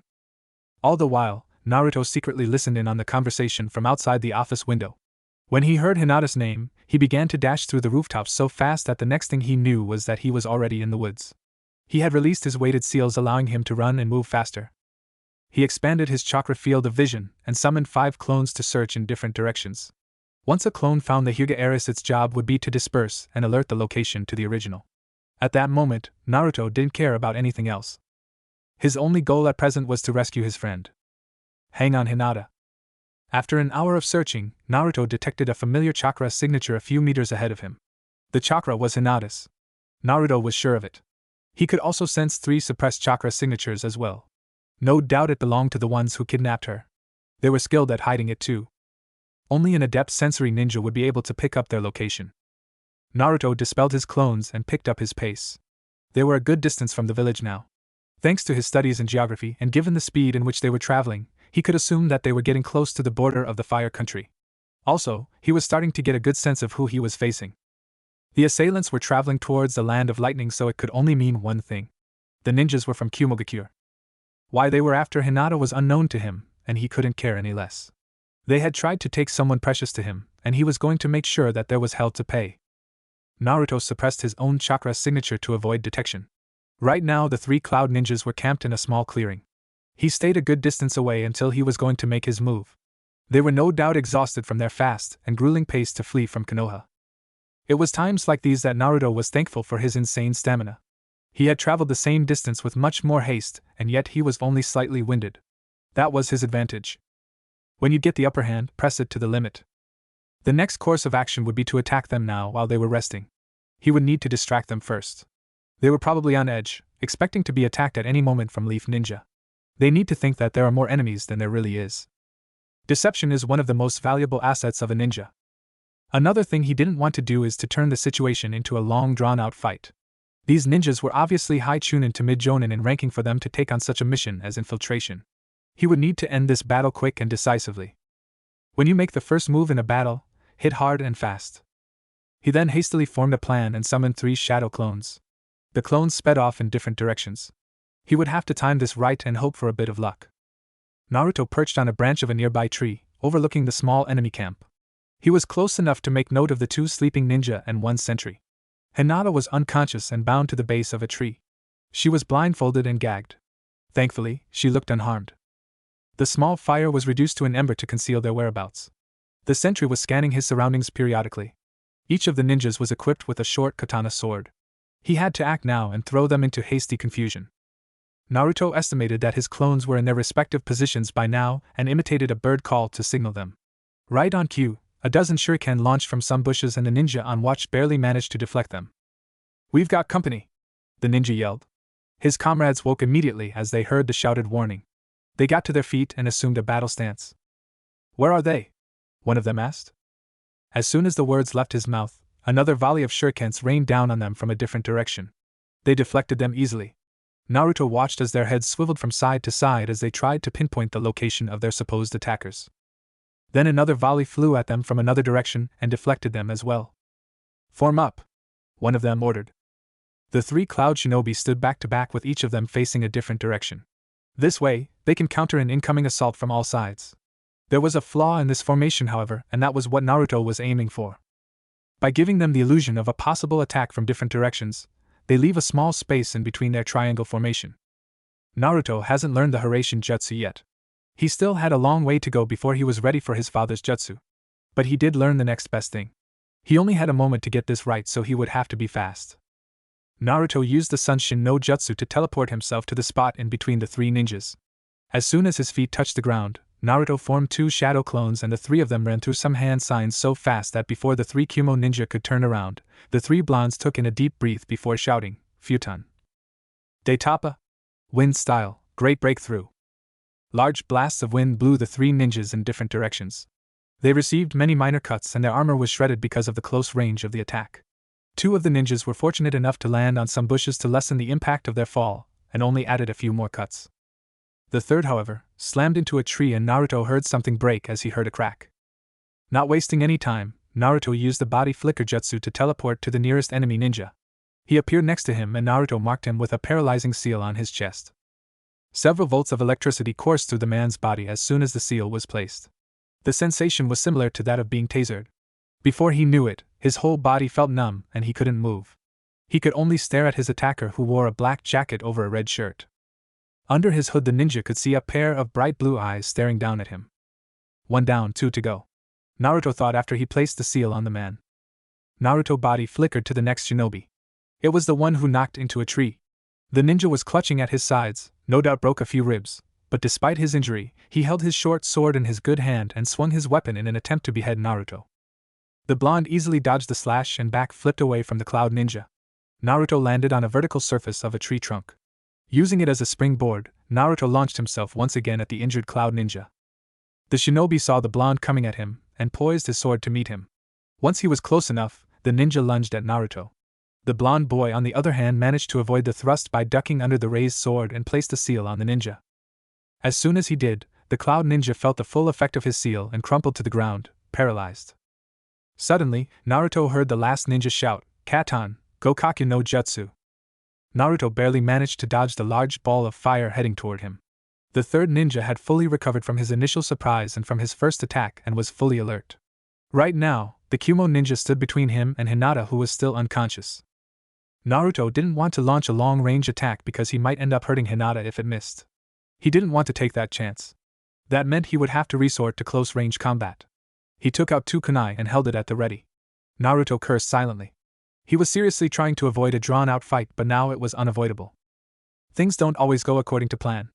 Adapt and respond appropriately to the new situation. The two faced each other for a moment, both of them planning how to take down the other. Naruto tensed as he prepared himself to launch into action at any instant. It just occurred to him that his opponent is a full-fledged ninja while he was not even a genin yet. The shinobi in front of him has already undertaken many missions and has a lot of experience in the field. He may have been able to surprise them and render the other two paralyzed, but now that his opponent was fully prepared and ready, he might actually get killed. No, he thought as he pushed his doubts aside. I have to save Hinata. He took a deep breath and got ready to attack. It doesn't matter if the odds are against him. He'd be damned before anyone took away his best friend. He bent his knees slightly and launched himself at the Cloud Ninja. The Kumo shinobi on the other hand was impressed by the display of speed and the power behind the strikes as they exchanged blows. The weapons clanged and blurred as they tried to get past the other's defense. His attacker seemed to be young given his small height, probably a fresh genin. Even so, the boy managed to defeat 2 of his comrades. He did not want to take the boy lightly. Naruto was able to keep up with his opponent but was unable to get past his guard. The Cloud Ninja was very skilled in using his short sword. He tried an overhead cut with his right kunai while his other hand thrust the weapon toward the ninja's abdomen. The Cloud Shinobi blocked the overhead cut with his sword and grabbed Naruto's left wrist before Naruto could stab him. The ninja then rammed his knee into Naruto's gut, effectively robbing him of breath, and tossed the boy over his shoulder. Naruto slammed his back into a nearby tree. The blonde boy got hastily back on his feet and tried to regain his breath. He was definitely outmatched. Naruto had to think of another way to defeat the ninja. Then, an idea popped into his head. If he could get close like that again. Naruto charged at the enemy ninja who was waiting for him to make another move. Naruto swung his kunai in a horizontal cut but was blocked by the sword. Naruto did the same with his other kunai but was stopped once again as the ninja grabbed his wrist. Give it up, brat, you're no match for me, the Kumo shinobi stated. Think again. Naruto responded calmly. Naruto dropped both of the kunais he was holding and the Cloud Ninja's eyes widened as he saw something wrapped around the handles. Both knives had exploding tags placed on the handles. The shinobi let go of the boy and they both leaped backwards as the bombs detonated. An explosion shook the small clearing and a plume of smoke followed afterwards. This gave Naruto the small window of opportunity he was aiming for. He flashed some hand signs and body flickered in front of the enemy ninja. Before the Kumo ninja could react, Naruto shouted, Futon, Gukuvu, wind style, great air cannon. A huge sphere of wind blew from Naruto's mouth. The enemy ninja was hit with the full force of the jutsu as he was blasted backward, breaking a few trees in the process. He landed a good distance away and before he could get up, Naruto dashed toward him and placed a paralyzing seal on the shinobi. He then lay unmoving on the ground. Once it was over, Naruto sighed in relief and leaned against a tree. Now that the adrenaline was fading, he felt exhausted. Still, his task wasn't finished yet. He gauged the amount of chakra he had left, and he estimated that he had enough to return to the village. He pushed himself off the tree and made his way towards his friend. Hinata felt someone jostle her awake, and her eyes fluttered open to see Naruto's face hovering close to hers. Good to see you awake, Hinata-chan, Naruto said with a relieved smile on his face. At first Hinata was confused. She was sitting on the ground leaning on a tree with Naruto crouched next to her. They were in a small clearing which was destroyed due to the battle that took place. Then her eyes landed on the 3 captive shinobi that were bound and unconscious. Suddenly, the events of what happened earlier came rushing back to her mind. She sat up and frantically swiveled her head from side to side to find out where she was. A comforting hand was placed on her shoulder. Hey, take it easy. It's okay, you're safe now, Naruto assured her. Hinata turned her attention to Naruto and realized that something was different about him. He wasn't wearing his normal orange jumpsuit. Instead, he was wearing a black jacket over a plain red shirt and blank pants. He also looked tired. She then glanced at the 3 shinobi and back at Naruto. Another realization dawned on her. You gave me a real scare, Hinata-chan. When I found out you were kidnapped, Naruto wasn't able to finish his sentence because Hinata had engulfed him in a tight hug. He also returned it, and they stayed like that for a while. A few silent tears were streaming down her cheeks as she pressed her face into his shoulder. Naruto chuckled slightly as he said, You know, Hinata-chan, you hugged me a lot and I can barely finish what I was about to say. She gave a small laugh and snuggled closer to his chest. You saved me, she whispered. Of course I did. I will always be there for you just like you were there for me. Naruto said sincerely. A wave of happiness and relief washed over Hinata as she heard those words. It was said with so much certainty and honesty that she couldn't possibly doubt him. It warmed her heart to know that Naruto would always be looking out for her. They broke apart after a few minutes and Naruto helped her to her feet. Naruto-kun, what are you wearing? Hinata asked curiously. To be honest, she has never seen him wear anything else except his bright orange clothing. Now, she had to admit that he looked better in black and red. Well, it's kind of a long story, Naruto admitted. I'll tell you when we get back, I promise. Hinata nodded and Naruto went over to the captive shinobi. She once again took stock of her surroundings and noticed all of the destruction. Several trees were broken and a crater could be seen in the middle of the clearing. She couldn't help but wonder what caused all of this. Naruto-kun, what happened here? She asked. It's a part of the story that I will tell you when we get back, Naruto said. Right now, though, we should head to the village. Your dad is worried about you. He's looking for you now as we speak. Really, my father is looking for me? In all of her life she had never received a single compliment from the man. It was hard to believe that he was out searching for her. Then again, Naruto isn't the type of person to lie. Naruto nodded. That's why we should let them know that you're alright. Naruto summoned 3 shadow clones and Hinata saw them place some kind of seal on the shoulders of the 3 shinobi. Afterwards the clones placed each of them on their shoulders. They didn't appear to be heavy as the clones carried them lightly. It's a counter-gravity seal, Naruto explained. It reduces the effect of gravity on an object or person, making them lighter to carry. Before Hinata could say anything else, Naruto picked her up in a bridal carry. She made a small squealing sound when he did and blushed madly. Naruto told her to hang on tight, and she wrapped her arms around his neck. Afterwards, Naruto began to dash toward the village, followed closely by his clones.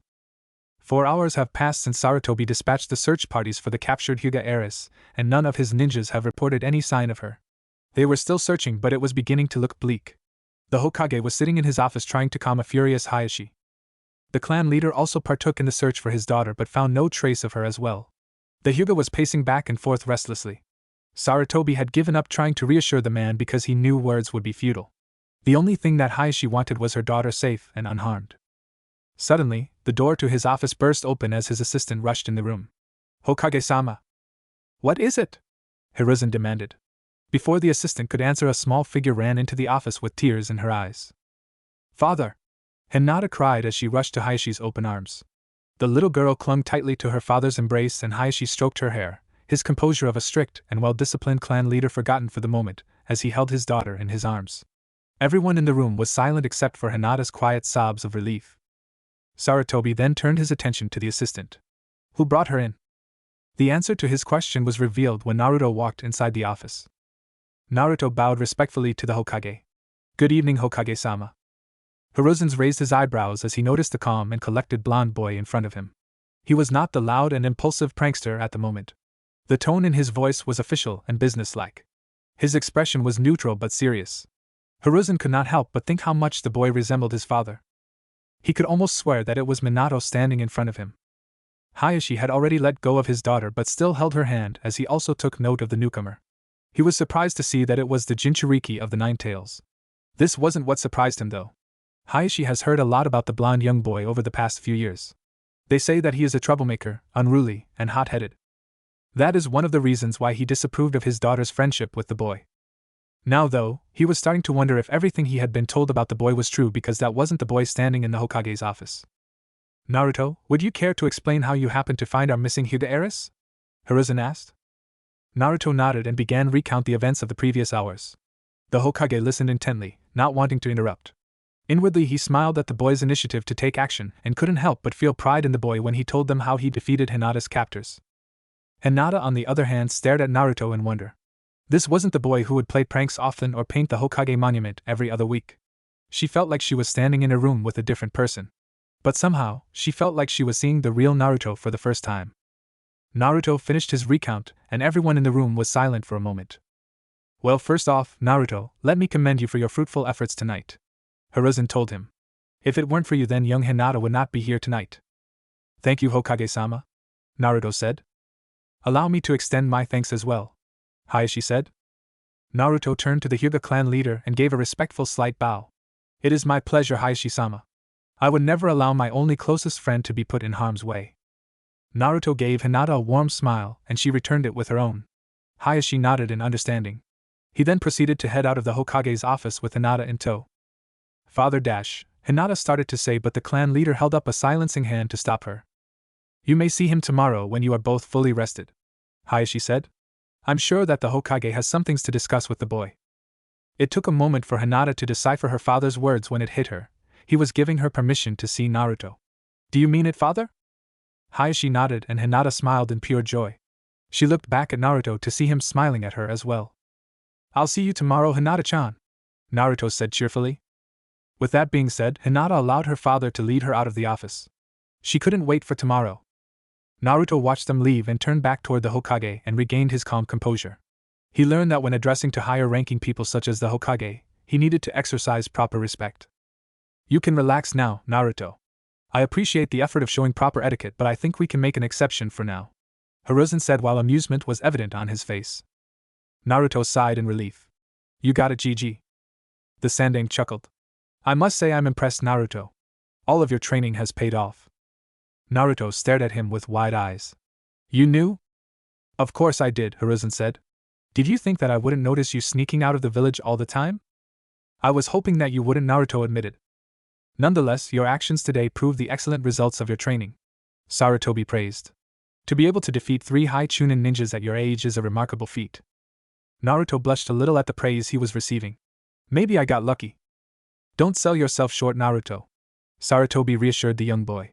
What you accomplished tonight had nothing to do with luck. You displayed bravery, cunning, and resourcefulness. These are only some of the traits that define a great shinobi. Naruto scratched his head embarrassedly and smiled. So does that mean you're ready to give me the position of Hokage Gigi? Sarutobi chuckled. I don't think so, Naruto. You still have a long way to go before you can become Hokage. Now I believe that it is time for you to get home and rest. You've had a long night. Naruto nodded and gave a wide yawn. Sure thing, Gramps. Oh, and before I go, I hope you can keep my training a secret if that's okay with you. The Sandaime smiled at the boy and winked at him. I won't tell a soul. Good night, Naruto. Good night, Gigi. See you tomorrow. The boy left his office and Sarutobi looked at his crystal orb and saw Naruto walking out of the building before heading home. There was a vast untapped potential within him and had the makings of a great ninja.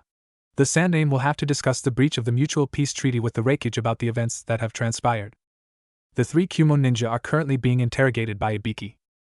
Sarutobi sighed again as he slumped in his chair. I am definitely too old for this. Hinata rubbed her eyes as she sat up groggily from bed.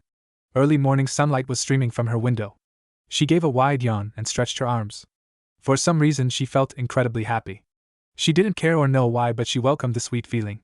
She smiled as she remembered dreaming about a certain young blonde. The events of the previous night slowly came back as she got out of bed and tucked in the loose sheets. She still couldn't wrap her mind around the fact that Naruto had rescued her from 3 Kumo ninjas. Hinata blushed as she remembered Naruto carrying her back to the village in his arms like a princess. It was almost like a fairy tale, the dashing young hero rushing in to save the damsel in distress. Hinata felt giddy at the thought. She left the room and went through her morning routine to get ready to head toward the academy.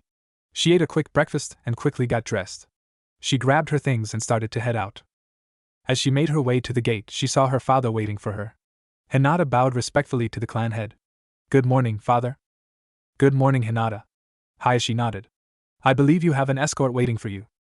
Hinata was confused as she followed her father's gaze. Her confusion turned into a delighted smile as she saw Naruto standing just outside of the compound.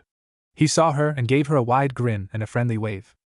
Her father cleared his throat, and she turned her attention back to him. Well, you better get going or you'll be late. He paused and turned to leave before adding. I was wrong about your friend. He is a far better person than the village makes him out to be. Just keep in mind that as my eldest daughter, you have a reputation and status to uphold. He then left as Hinata tried to decipher her father's words. She shook her head and pushed the thoughts aside for a moment, and walked up to greet Naruto. Good morning, Naruto-kun, she greeted warmly. Good morning, Hinata-chan, he replied with a smile. I just thought that we could head to the academy together, if that's okay? I would love to, she said. The two began to walk toward class in companionable silence.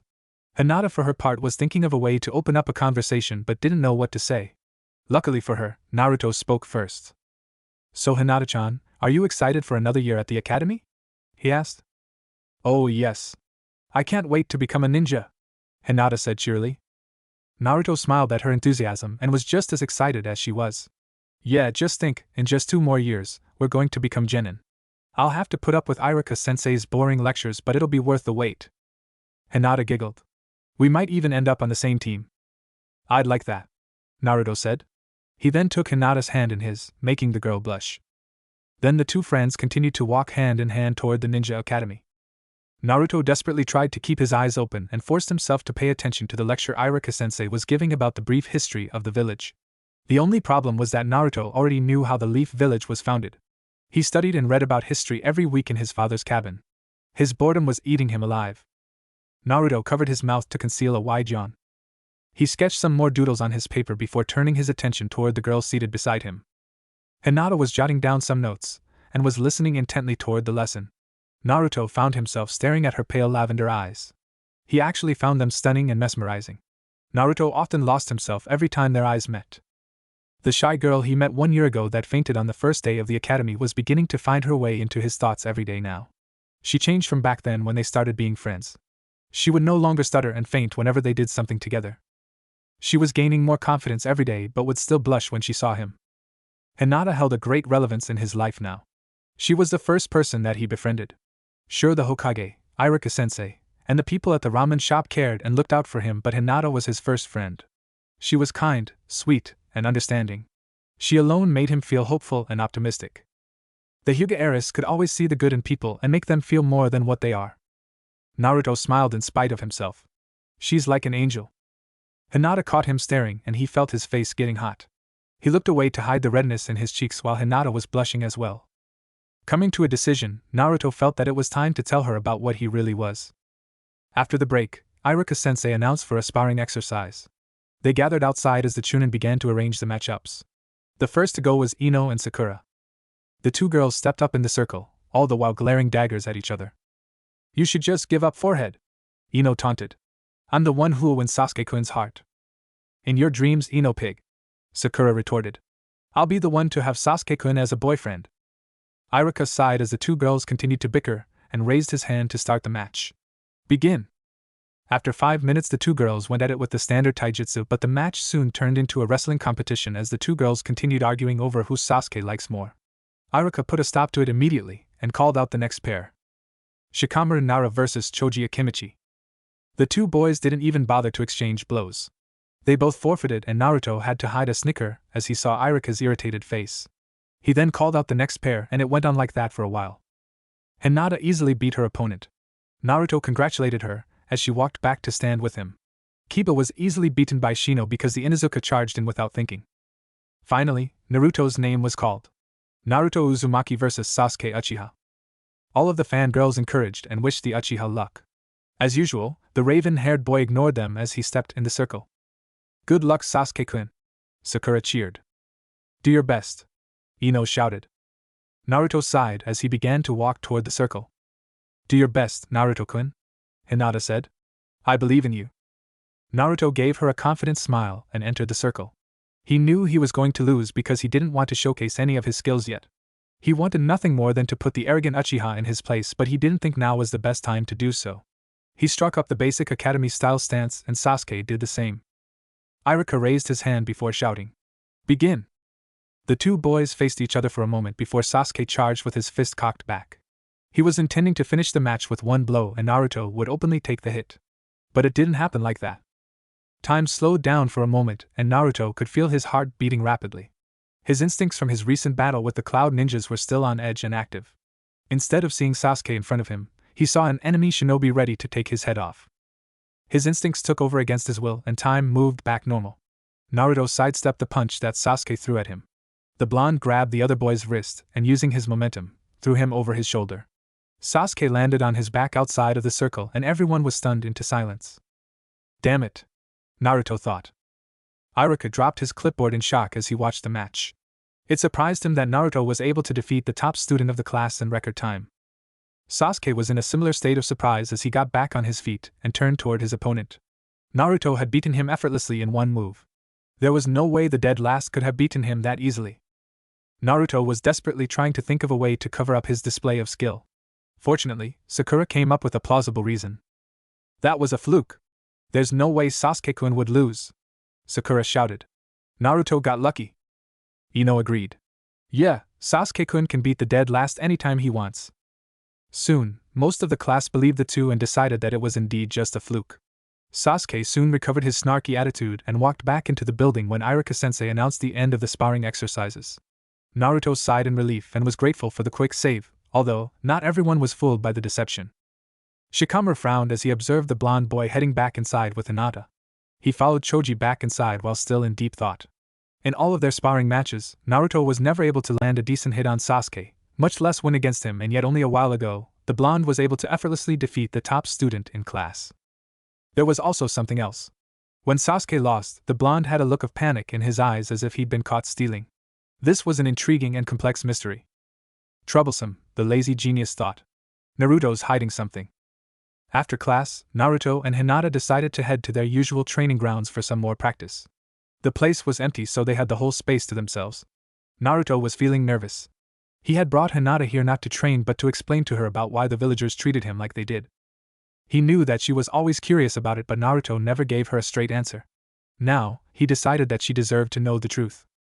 Not only was Naruto nervous, he was also afraid. He was afraid that when she knows that the Kyuubi that attacked the village 10 years ago was sealed inside of him, she would stop being friends with him. Of course, Naruto wouldn't hold it against her if she ran away screaming from him. Nobody wanted to be friends with a monster anyway. He steeled himself and gathered all the courage he had. Hinata-chan, I need to tell you something, Naruto said hesitantly. Hinata set down her school things under a nearby tree. What is it, Naruto-kun? She turned to face the boy and found him fidgeting nervously. Naruto wouldn't meet her eyes. She instantly knew that something was wrong. Naruto was never nervous.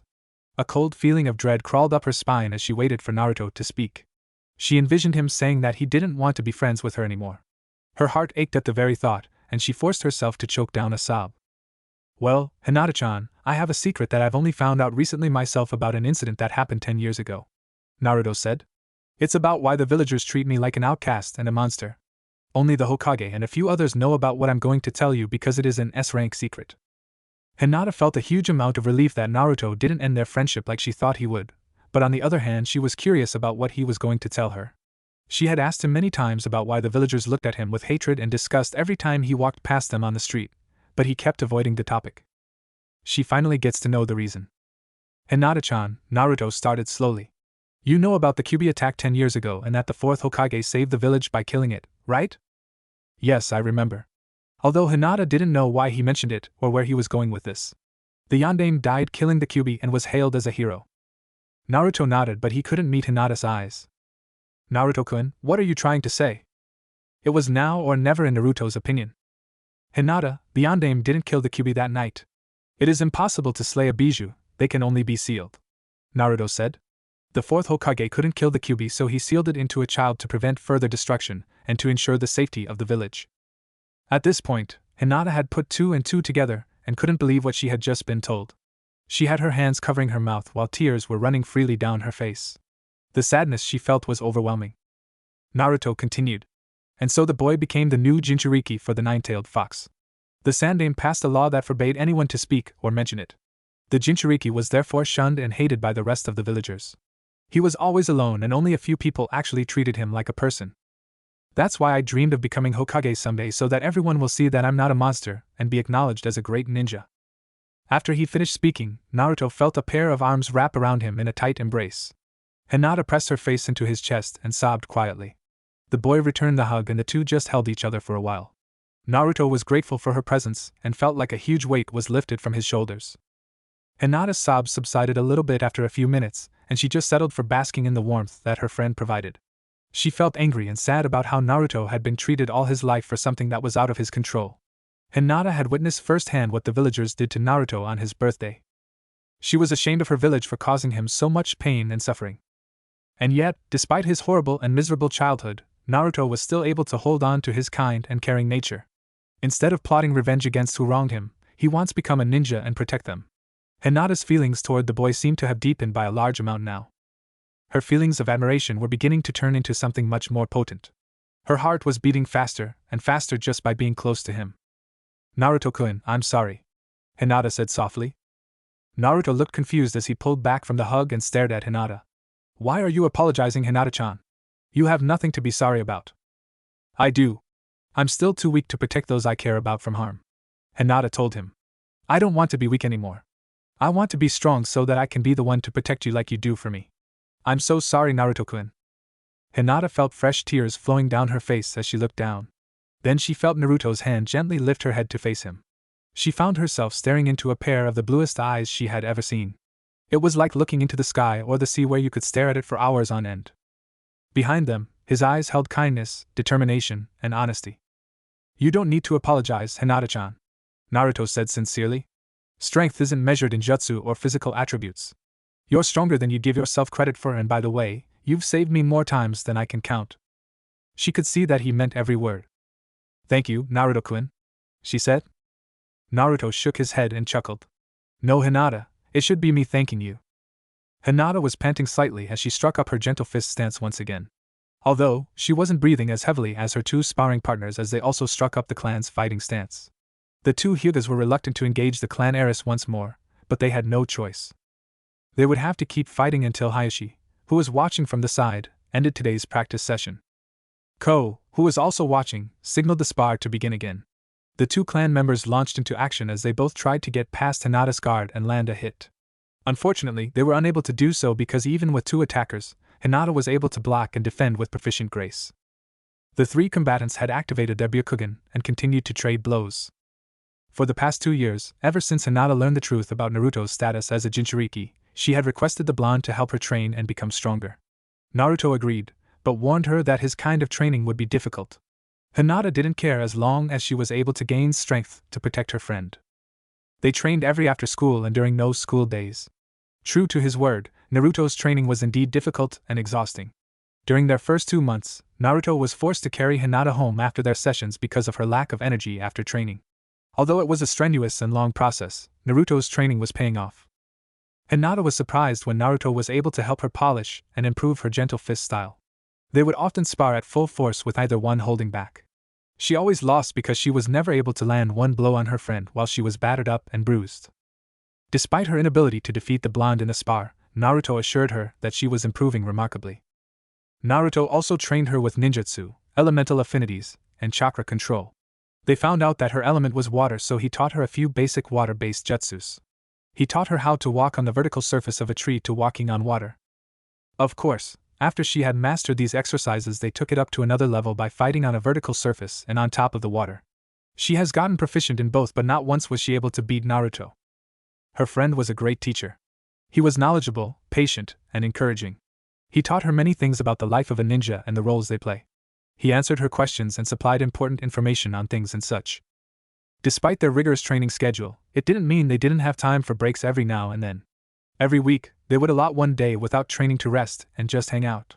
Hinata found herself at Naruto's favorite ramen stand very often nowadays. She didn't mind, of course, as long as she got to spend time with Naruto. Now, today was the day before the graduation. Tomorrow, they will be tested to see who will be given the rank of genin and become an official ninja. Naruto told her that he already taught her everything she needed to know and that she should find a way to get stronger even without his help. Her friend was also training at this moment, but she didn't know where or what kind of exercise he was doing. Nevertheless, she would just have to wait for tomorrow to see him again. She seriously hoped that they would end up on the same team so that they could spend even more time together. Her affection for Naruto was growing with each passing day. She just couldn't gather the courage to tell him how she really felt. She promised herself that she would tell him after the graduation. With a furious shout, she struck the two opponents with a series of fast blows and knocked them off of their feet. Hinata relaxed and let out a deep breath. She bowed respectfully to her two sparring partners, and the two did the same. Hinata turned to her father to see him do something she never expected. Hayashi smiled and gave her an approving nod. Naruto flexed his fingers as he breathed in the cool afternoon air. He felt jittery and excited, but he had to remain calm. He spent the last 2 years training like there was no tomorrow for this. He gripped the tri-pronged kunai in his hand tightly as he prepared to start the timer. During these past 2 years, Naruto trained more seriously than ever. After he had told Hinata the truth and after she requested him to train her, he pushed himself even harder to become a better ninja. He trained with his friend every after class or whenever they had spare time. She improved amazingly, and Naruto was determined to not let her get past him because he also wanted to protect Hinata. He couldn't do that if she got stronger than him. Ever since that day, Naruto had started to fall for the pale-eyed girl. Why wouldn't he? She was sweet, caring, gentle, and kind. She was always supporting him and was always there when he needed her. At some point, he kept finding himself staring at the Hyuga heiress and wondered why his heart was always beating faster when she was around. She had always looked cute, but as time passed and in Naruto's opinion, she was becoming breathtakingly beautiful. He made a promise to himself that he would tell her how he feels after the graduation tomorrow. He had to tell her. Right now, though, he needed to focus. His training was far from over, but Naruto had progressed by amazing leaps and bounds. He might even be considered a prodigy had he shown his skills, but he decided not to. He's learned a great deal, but has a longer way to go. Acknowledge your own skills and prowess, but never get overconfident. However powerful you think you might be, even the greatest can fall. His ninjutsu skills and taijutsu have improved to high jonin level. His mastery of his element was outstanding. His taijutsu was also improving to the point where he had created several counters to different known fighting styles. Dispelling powerful genjutsu and illusions have become rather easy for him. Naruto's mind was as sharp and clever as a seasoned tactician. His body had been toned and muscled over the years of tough and constant training. He now had a lean and muscular build as well as a growth spurt. His skills in Fuinjutsu have increased over the 2 years. He had a remarkable knack for the skill and was proficient as a novice seal master.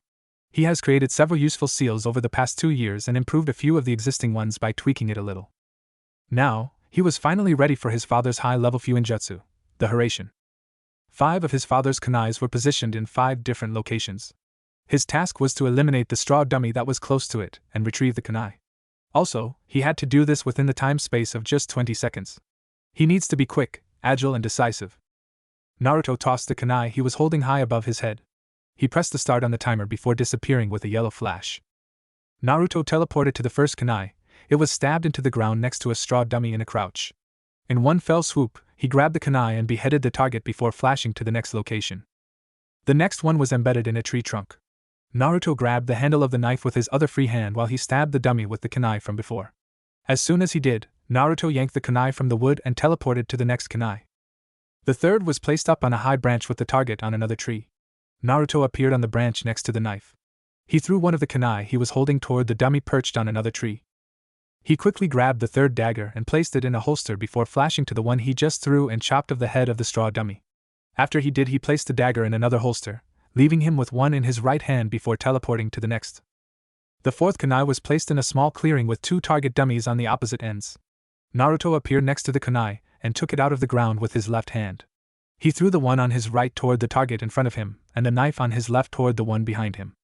Naruto used the Hiraishin to teleport to the first kunai he threw and stabbed the dummy before placing the knife in a third holster and flashing toward the second kunai.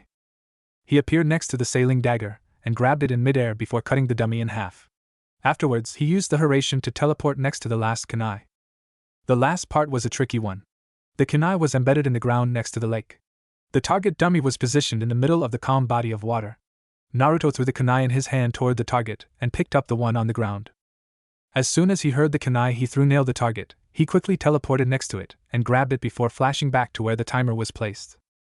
Naruto dropped one of the kunai he was holding to catch the one he threw into the air earlier just before it hit the ground, and he pressed the stop button on the timer.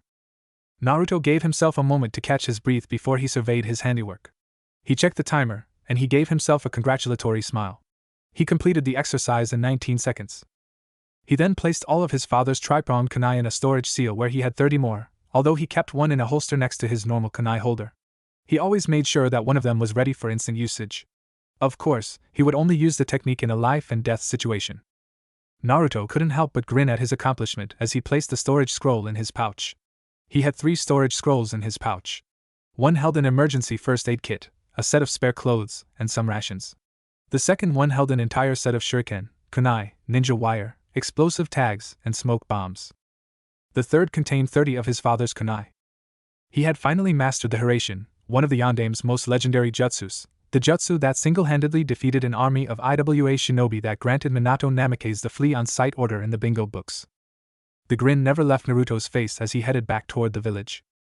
I can't wait for the graduation tomorrow. Naruto woke up before his alarm clock went off and rubbed the sleep out of his eyes as he sat up on his bed.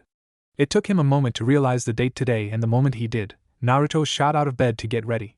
He summoned a clone to get breakfast started while he took a quick shower and brushed his teeth. When he was done, he put on his new clothes. He attached his ninja gear and slipped on his black jacket. He grinned as he saw the kanji for fire written on the back of his jacket in bright red. He had Hinata to thank for that. She thought that his new clothes needed some more detail to it, and said that it was too plain. Hinata was skilled in with a needle and sewing materials, so she quickly added the symbol of fire. He had to admit that it looked better and couldn't help but notice the similarities it had with his father's own cloak that had 4th Hokage written on the back. Naruto's smile grew wider as he thought about the Hyuga heiress. He couldn't wait to see her. He stepped into the kitchen and dispersed the clone who had prepared a small breakfast for him. He began to eat the scrambled eggs, toast, porridge, and milk. He limited his consumption of ramen because it was unhealthy, and Hinata said that he needed a bigger variety of food, but that didn't stop him from consuming nearly 20 bowls at Ichiraku's. He only ate his favorite food every twice a week nowadays. He put the dishes in the sink for now, he would wash them later. Right now, he was too excited and was itching to head to the academy. He won't be hiding or holding back anymore. Why should he? Today, he was graduating to become a full-fledged ninja of the village. He trained himself into the ground for this moment. He was more than prepared. Besides, whoever would be his assigned teammates will eventually find out his true abilities sooner or later, so why wait? Naruto got to the door but stopped himself. He grinned as he got a better idea and headed to the window instead. He stared out and viewed the scene of the village. It was a perfect day. With that thought in mind, Naruto leaped from his bedroom window and began to dash among the rooftops of the village. Hinata sat at the back of the classroom and looked around nervously. Naruto hasn't arrived yet, and she also couldn't wait to see him. She hoped that she was ready for the challenge that lies before her. The pale-eyed girl promised herself that she would confess her feelings toward the blonde Jinchuriki today after they got their headbands, but could she really do it? She didn't stutter anymore or faint as much when she first started hanging out with Naruto, but she was always nervous around him and could never stop blushing whenever he was around. Hinata guessed that the reason she was always so nervous was because she wanted to be something more than his friend but couldn't muster the courage to tell him. No more hiding. Just tell him how you feel. But that was what she was afraid of. What if Naruto didn't feel the same way? What if he rejected her and ruined their friendship? She couldn't even bear the thought of losing him as a friend. The rest of the students were the same as always and haven't changed a bit over the years. Kiba was as loud and brash as ever. The Inuzuka boy was currently playing fetch with his dog, Akamaru. He would roll a small rubber ball around the classroom and the little dog would chase it and return it to Kiba. Shikamaru was dozing off as usual and Choji was contentedly munching on a bag of chips. Shino was as quiet and mysterious as ever, sitting alone on the right-hand corner of the classroom. The quiet boy was generally avoided because of his clan who were renowned bug users. Hinata often saw him observing anthills and beehives when they were younger. Despite this, the boy was never rude or antisocial like Sasuke. He would respond politely enough when spoken to but only in a few words and never more than one sentence. The lone Uchiha was brooding as always, staring out the window with a scowl on his face. He effectively ignored his fangirls who were ogling him and trying to get his attention. Sakura and Ino were his biggest fans and they were currently arguing over who would sit next to the only spot next to Sasuke-kun. The said boy only grunted before going back to his own dark thoughts. Hinata never knew why they liked him so much while Sasuke never even spared them a glance. Then another person entered the classroom and Hinata's face lit up in a smile, and she could feel her heart beating faster as soon as he entered the room. Naruto stepped inside the classroom with a grin on his face and his hands inside his pockets. Hinata noticed that he chose to wear his other set of clothes that she saw him in on a few rare occasions. She was curious to know why he chose to wear it now though. Everyone noticed the newcomer but they had to do a double take as they saw him. At first, they didn't recognize the boy in black and red. The girls all blushed when they saw how hot and good-looking the boy was. Even Sakura and Ino stopped bickering for a moment, and felt their faces turn pink as they saw him. Then, everyone began to notice the familiar blonde hair, blue eyes and whisker marks on his cheeks. Naruto? Hinata's ears were ringing as everyone shouted in disbelief. Shikamaru was jolted awake by the sound and muttered something about his sleep. His eyes landed on the blonde however, and narrowed suspiciously. Naruto on the other hand just offered a small smile and raised a hand in greeting. Hey guys, how's it going? He was decked out in a new outfit that was way better than his horrible baggy jumpsuit. In fact, they concealed most of his appearance, and the girls thought that it didn't do him any justice. His new clothes weren't very tight but it was enough to show the lean and toned body Naruto had. They had to admit, he now rivaled Sasuke in looks. Naruto didn't notice all of the stares they were giving him as he found the girl he was looking for. His smile widened as he saw Hinata and began making his way toward her. What's up Hinata-chan? Naruto greeted. I like your new look but I think you look pretty in anything. Hinata blushed at the compliment. She was also wearing a new set of clothes. She got rid of her bulky jacket and traded it for a white blouse over a more fitting lavender jacket with no hood. She also wore a pair of tight shorts that reached just above her knee. Her new attire also revealed the curvy figure she had thanks to all of her training. This drew many admiring looks from the boys and very jealous stares from the girls. "Thank you. You like nice as well, Naruto-kun," she said as Naruto slid into the seat next to her. "So, you ready for this?" Naruto asked. Hinata gave a nod. "Yes, and it's all because of your help that I got this far, Naruto-kun." Naruto surprised her by shaking his head while smiling. "No, Hinata-chan. You did all of that by yourself. I only gave you advice and taught you how to improve. Don't sell yourself short, Hinata-chan. You're an amazing person, and I'm really glad that you're my friend." Hinata blushed at the praise she rarely received. Her father approved of her recent improvement in training, but never complimented her. Everyone else praised her because of her status as a member of the Hyuga clan and future clan head. They never saw her for who she was. Only one person treated her like an equal. Naruto-kun. Then, Naruto started fidgeting nervously himself and gulped. Hinata-chan, I was wondering if maybe, I don't know, you'd like to go dash. Alright class, settle down. Whatever Naruto was about to say was cut off when Iruka-sensei and Mizuki-sensei entered the classroom. The students returned to their respective seats and Iruka began to check the attendance. What were you saying, Naruto-kun? Hinata asked curiously. It sounded important. I'll tell you later, Naruto said with a slight sigh of disappointment. Hinata dropped the subject for now but couldn't help but wonder what it was that Naruto wanted to tell her. He looked a bit anxious, but it wasn't because of the upcoming genin exam, she knew. For a moment, it sounded like Naruto was asking her. No, that's ridiculous. Why would he ask me out on a date? She stole a glance at him and saw him staring at the desk hard while tapping his foot repeatedly. She had no idea what was bothering her friend so much, but she decided to wait for him to explain. Iruka then began to explain how the test will be divided into 4 parts: the written exam, accuracy test, taijutsu, and ninjutsu. The students chattered to themselves as they headed outside for the accuracy and taijutsu test. Naruto hated written tests and was relieved when it ended. Iruka had everyone line up as they prepared for the kunai and shuriken accuracy part of the exam. They were tasked with nailing the standard targets with 5 of each of the weapons. Choji was the first up and managed to nail 6 out of 10. Shikamaru barely got 1 as he was too lazy to throw properly. Iruka sighed at the boy's lack of energy and called the next student. Sakura managed to get 4 of the targets while Ino got 5. Shino only missed 1 of the targets and so did Hinata. Kiba missed 2 of the targets. Sasuke, being the arrogant Uchiha that he was, threw all of the projectiles simultaneously and got a perfect 10.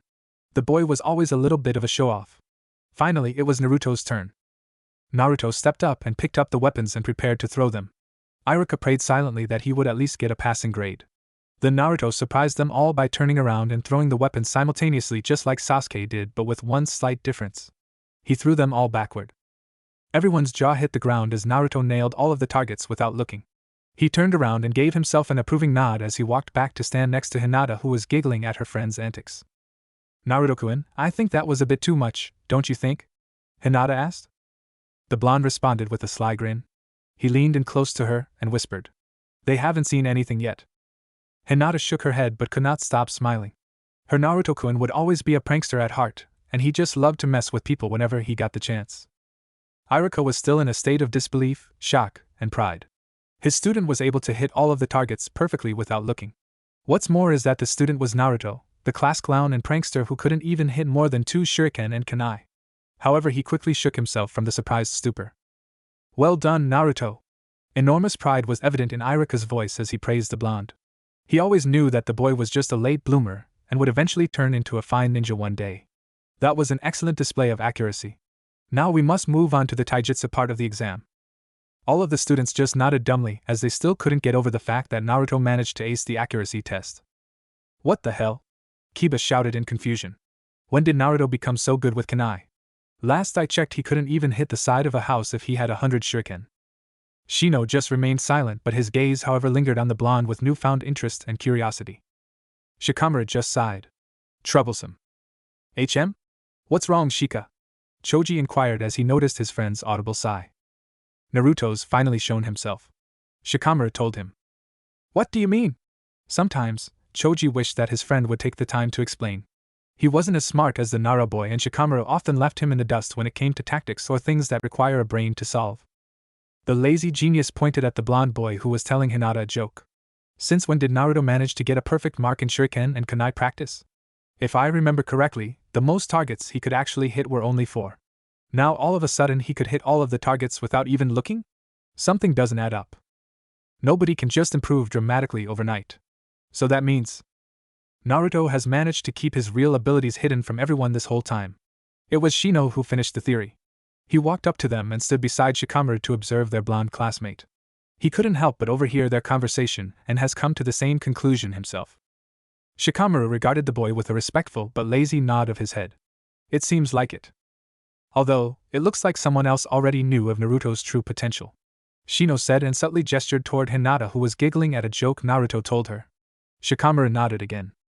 Choji was scratching his head as he tried to catch up. So you're saying that Naruto's a better ninja than he lets on? The two other boys nodded. Well, it looks like things will start getting interesting from now on. Shikamaru smirked a little bit. I've never been much of a gambling man, but I bet that Naruto will score the highest out of all of us. Shino silently agreed and Choji just shrugged as the instructors were now preparing for the taijutsu test. Another boy overheard the conversation and scoffed. Sasuke turned his attention to his blonde classmate and studied him. He was acting differently from the loud, boisterous, and orange-loving knucklehead he used to be.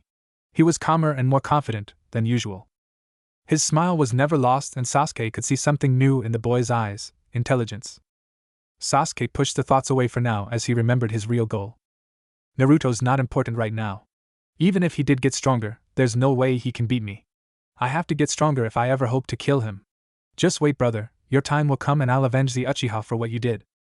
Alright, next up is Hinata Hyuga, Irika announced. It was time for the taijutsu part of the exam. The objective was relatively simple. All you had to do was to last at least 5 minutes in the sparring circle with Mizuki-sensei as the opponent. If you manage to stay within the circle in that amount of time, then you pass. You lose, however, if you submit or get thrown out of the circle and will only receive a meager grade. So far, only few got any noticeable marks during the test phase. Choji was able to last for 3 minutes before he got thrown out of the circle. Shikamaru didn't even bother to fight and threw in the towel as soon as Irika-sensei started his match. Sakura was mostly book smart, and wasn't really that strong since she had started dieting to hopefully gain Sasuke's attention. She tried her best, but in the end, she was knocked out of the circle in less than 2 minutes. Ino wasn't any better since, like Sakura, all she ever tried was to get the Uchiha to notice her and get a date with him. Kiba and Shino got in 4 minutes before they stepped out of the circle. Sasuke, of course, managed to go toe-to-toe with Mizuki-sensei and was the first to last the longest out of everyone. The girls all cheered and shouted praise at his accomplishment. Sasuke-kun is so cool, one of them gushed. Sasuke-kun is the best, Sakura shouted.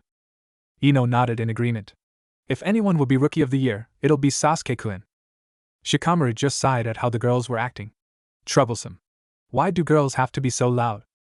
Ino abruptly bopped him on the head. Shut up, you lazy jerk. Hinata hesitated for a bit, but then she felt Naruto give her hand a comforting squeeze. You'll do great, Hinata-chan.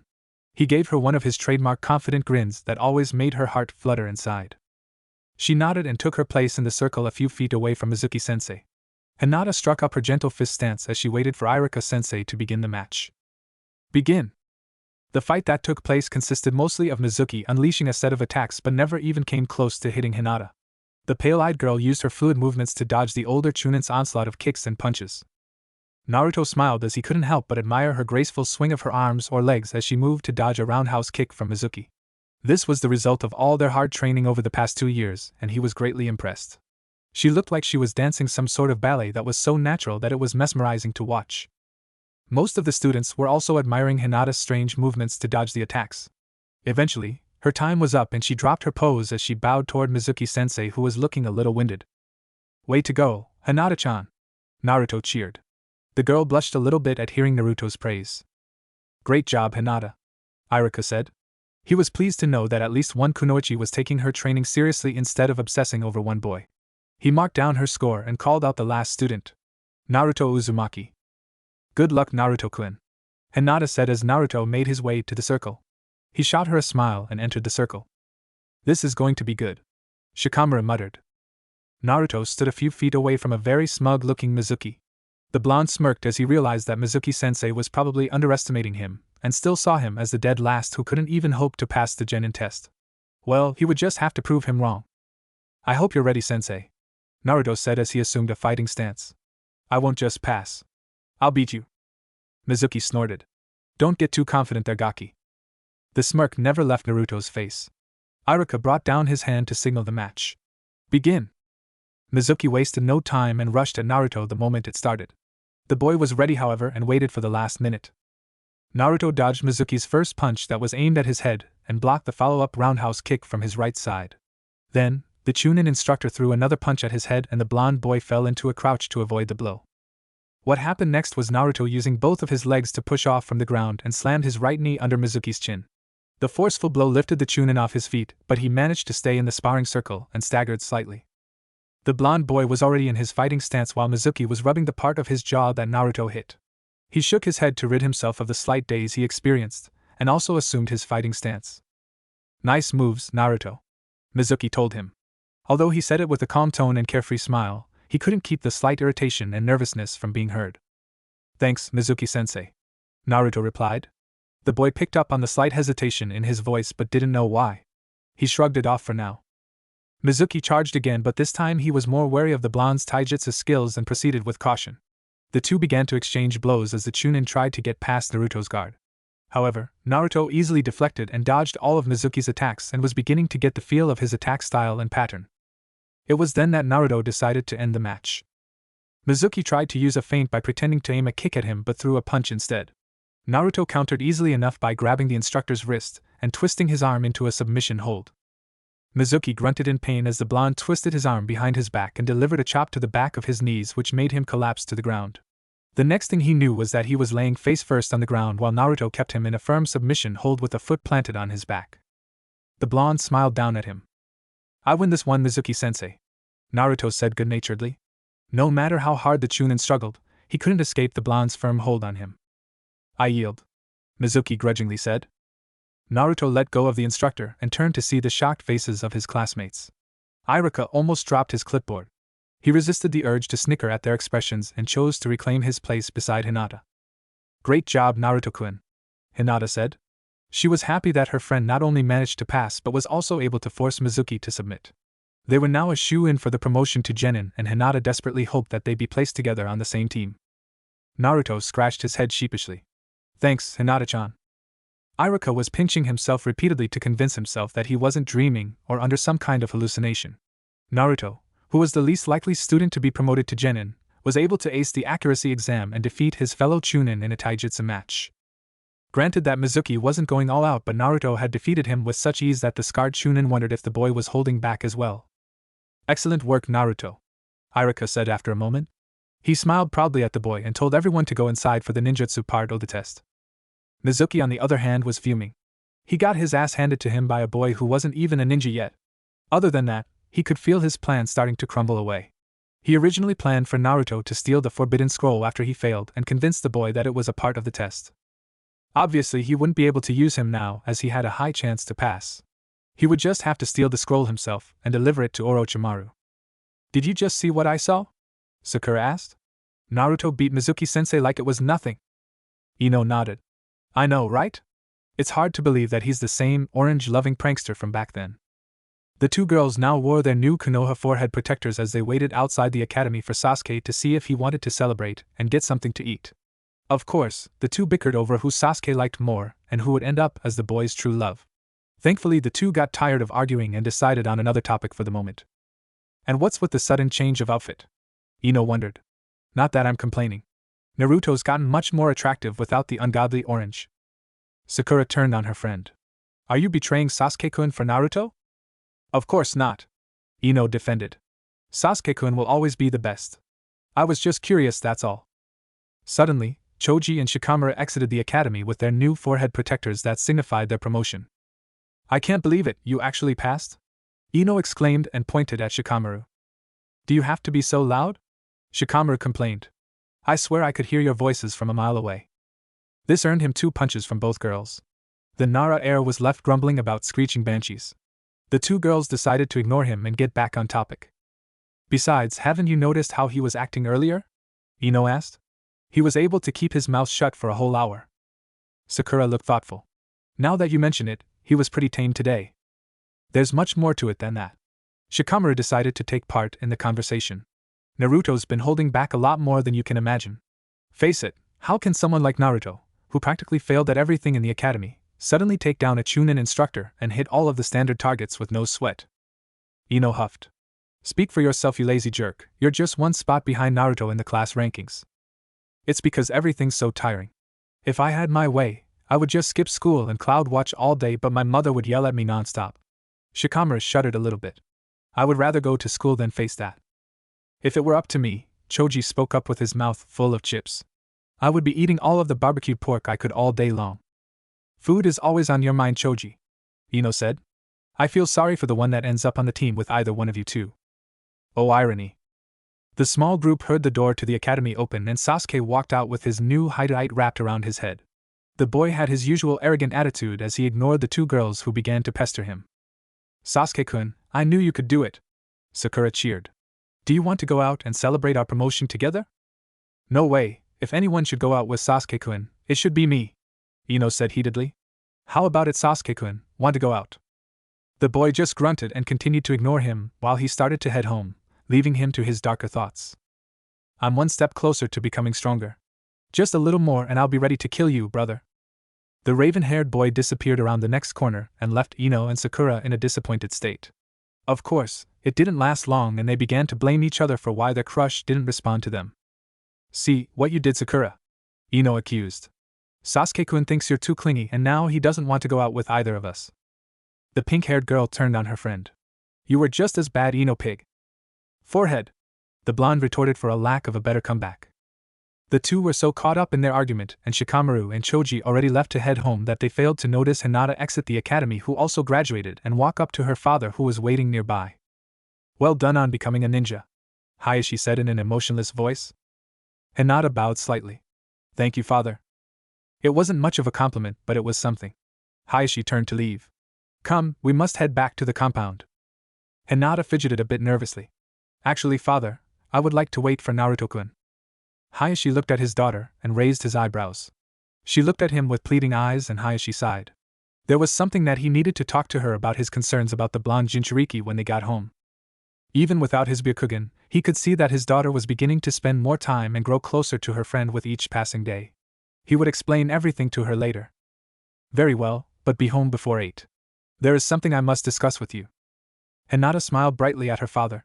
Thank you, father. Hayashi nodded and headed for the Hyuga compound.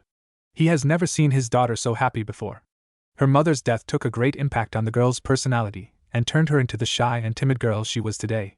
He worried for her a while but didn't show it. Instead, he wanted her to become strong and overcome her doubts so that one day she may take over as the respectful clan head. His daughter failed to improve for a time being and Hayashi had almost given up hope. Then, out of nowhere, this mysterious boy who was hated by the whole village was the solution to his problem all along.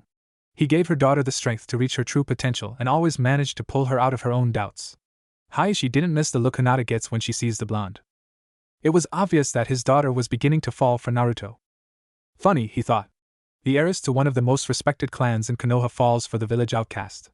Then again, if circumstances had been kinder, perhaps things might have turned out better for the boy.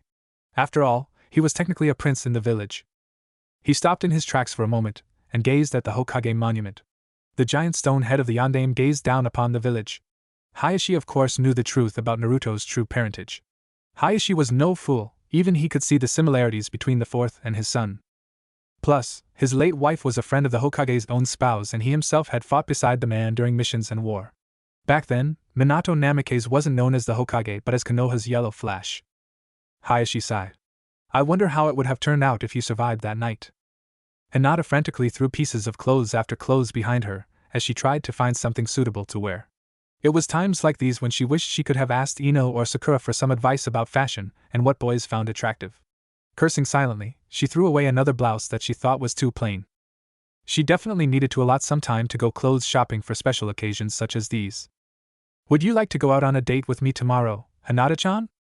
Hearing those words brought out a wide and ridiculously happy smile to her face.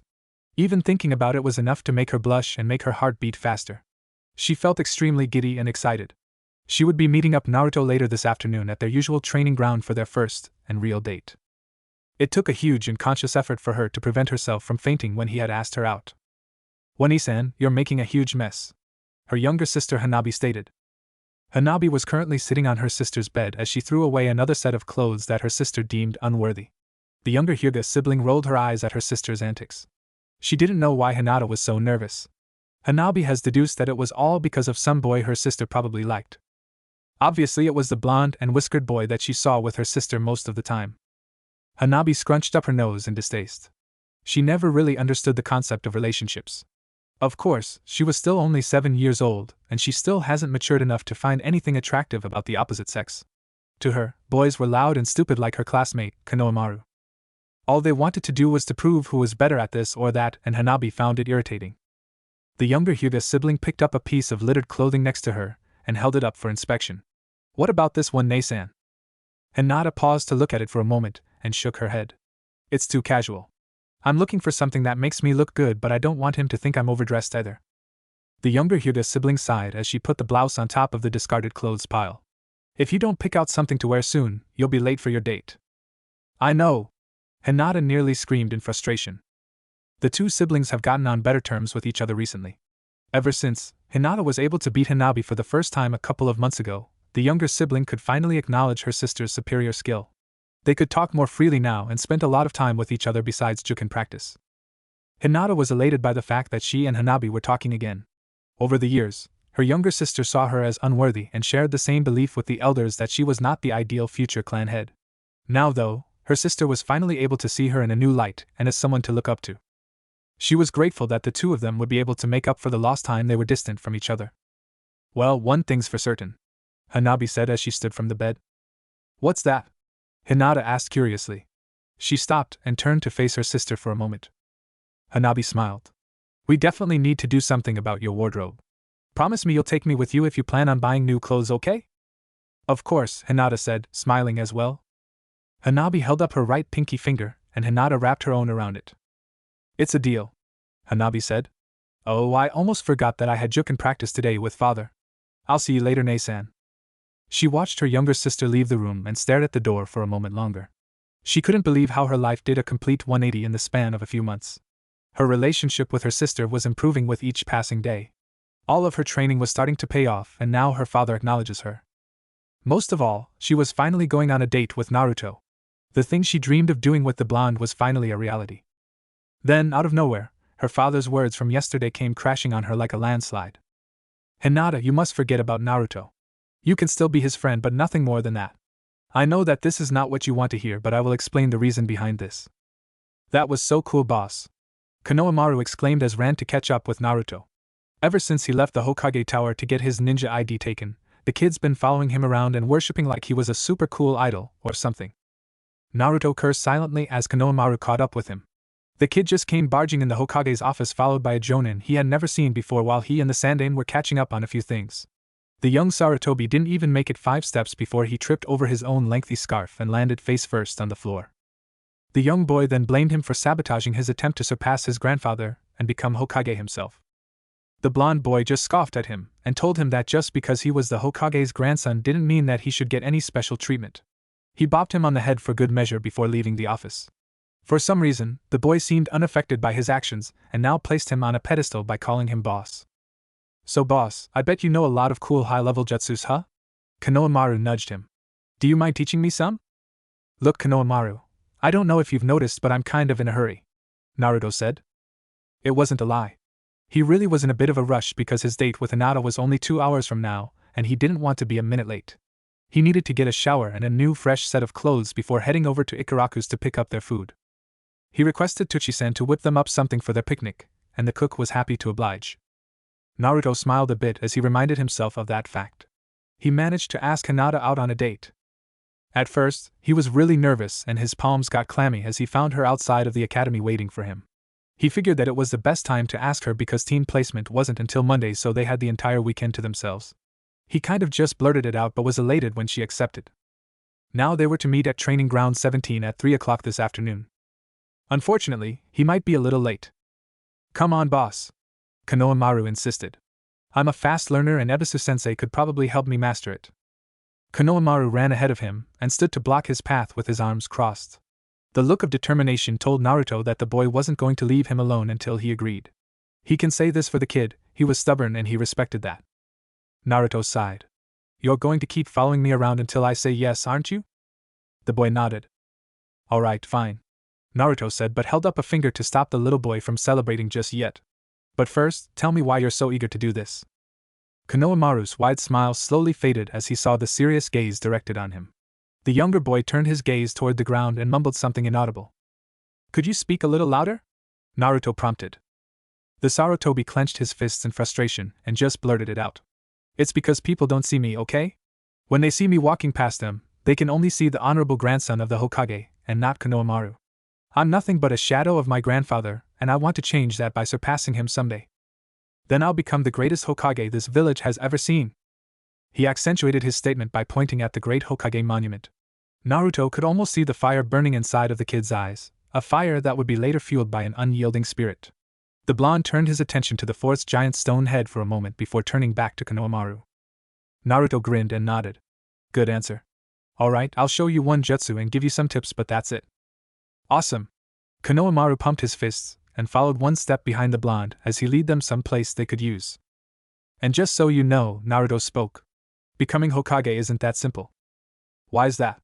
Konohamaru asked curiously as he stared up at the smirking blonde. The older boy pointed his thumb at himself. Because you have to beat me first before you can even think about surpassing your grandpa. I'm going to be Hokage too, and I'll be damned if I let a snot-nosed brat like you get there before I can. Konohamaru frowned at him and boldly stated. Fine, from this point on we're rivals. Naruto chuckled. Okay then, I'll race you to training ground 28. If I win, then you can find somebody else to teach you some other jutsu. That's not fair. Konohamaru protested. Is my newly acclaimed rival scared to lose? Naruto said. How about this, I'll give you a minute head start. Ready? On your mark, get set and go. The blonde watched as the little boy shot off and rounded a corner. He smiled in spite of himself. Partly because Konohamaru was obviously headed in the wrong way and had no idea that the place he mentioned was in the other direction, mostly because he admired the kid's determination and eagerness. Naruto sighed and followed the young Sarutobi as he took to the rooftops. What are you trying to say, father? Hinata refused to believe what she just heard. Her eyes were misty and she held back the tears that were threatening to spill. Hayashi drew a deep breath and chose his next words carefully. You heard me right, Hinata. The elders will not tolerate anything more than friendship between you and Naruto. It seems that they are adamant to find you a suitor to their liking when you become of age. I may be the clan head, but they hold as much power as I do in regards to our family. Hayashi paused for a moment. Hinata's lower lip trembled and the tears escaped her.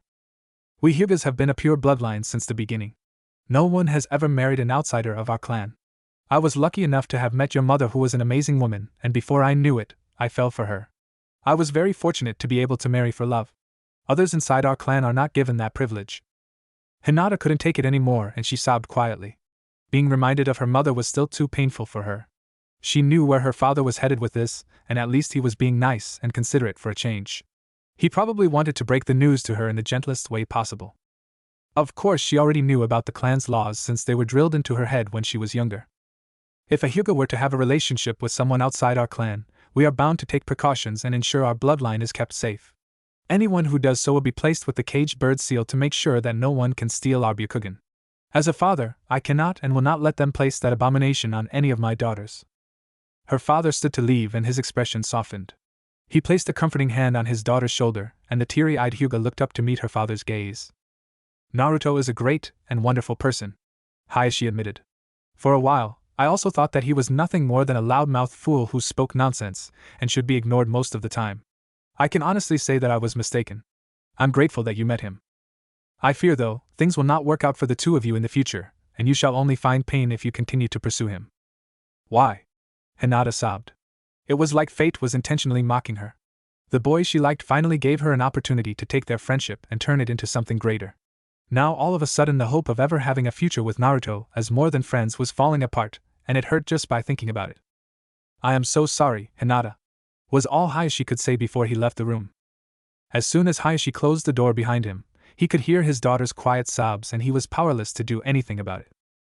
Hinata was a nervous wreck. She had tried her best to set aside her recent conversation with her father and focus on happier thoughts, but failed miserably. The memory was still fresh in her mind, and it made her more depressed. Right now, she didn't know if she was excited to see her friend or dreading the moment when he showed up. She kept fiddling with her skirt as she waited. Naruto wasn't technically late since she arrived 30 minutes early. She hoped that she was dressed attractive enough, She wore a plain lavender-colored top and a white skirt that fell just below her knees. A small crescent moon necklace hung around her neck. Hinata wasn't much for jewelry, but it was a gift from Naruto. The blonde gave it to her during her last birthday. He told her that it reminded him of her eyes, which were the same color as the moon. He didn't tell her the price of the necklace, but she could tell that it was worth a lot. Now, she rarely goes anywhere without it. "Hinata-chan!" A familiar and cheerful voice called out. She turned toward the source and thought that her heart would burst from her chest. Naruto walked toward her with a wide smile and a picnic basket in hand. He wore a pair of green shorts and a loose orange shirt. His golden blonde hair seemed even brighter in the afternoon sunlight. He looked so happy and excited, and Hinata could already feel her worries and anxiousness starting to fade like a bad dream. She couldn't help but wonder if he had the ability to make people feel good about themselves just by being in the same room, or maybe it was just her. Hinata desperately wanted to wrap her arms around him in the hope that she might be able to forget the depressing thoughts circulating throughout her head at the moment, but she restrained herself. "I hope that I didn't keep you waiting too long," Naruto apologized. "I kind of met the Hokage's grandson, and well, long story short, he'll still be trying to figure out how to stick that leaf on his forehead with only using his chakra." The pale-eyed heiress smiled in response. "It's okay, Naruto-kun. You're actually on time." "Of course, I didn't want to be late for our date after all," Naruto said. They both found themselves blushing at that reminder. "Shall we go?" The blonde offered the girl his free arm, and she wrapped her own ones around it. The pair then began to make their way through the village arm in arm. While they walked, Naruto recounted his encounter with Konohamaru earlier while she listened and giggled at some points of the story. "Trouble has a penchant for finding you wherever you go, Naruto-kun," Hinata noted. The blonde smiled sheepishly. "It kind of does, doesn't it? I could care less though, because I know that you'll always be right next to me." Pain shot through her heart as she heard him say that. He said it with good intentions though, so it wasn't his fault, but the reminder of a future without him was still eating her alive. It was difficult, but she managed to smile and nod before clinging to his arm tighter. As the pair made their way through the village, Hinata began to notice the glares sent toward their way. People didn't know whether to smile politely at the Hyuga heiress or send dirty looks toward the blonde Jinchuriki. She had lost all respect for the villagers since that incident a few years ago when Naruto was nearly beaten to death. How can they overlook someone who should be hailed as a hero every day and see nothing but the demon he contained? Naruto was protecting the village ever since he was born, and yet the people he protects scorn and hate him. He wasn't the monster, but was more like the scroll in which the kunai is sealed within.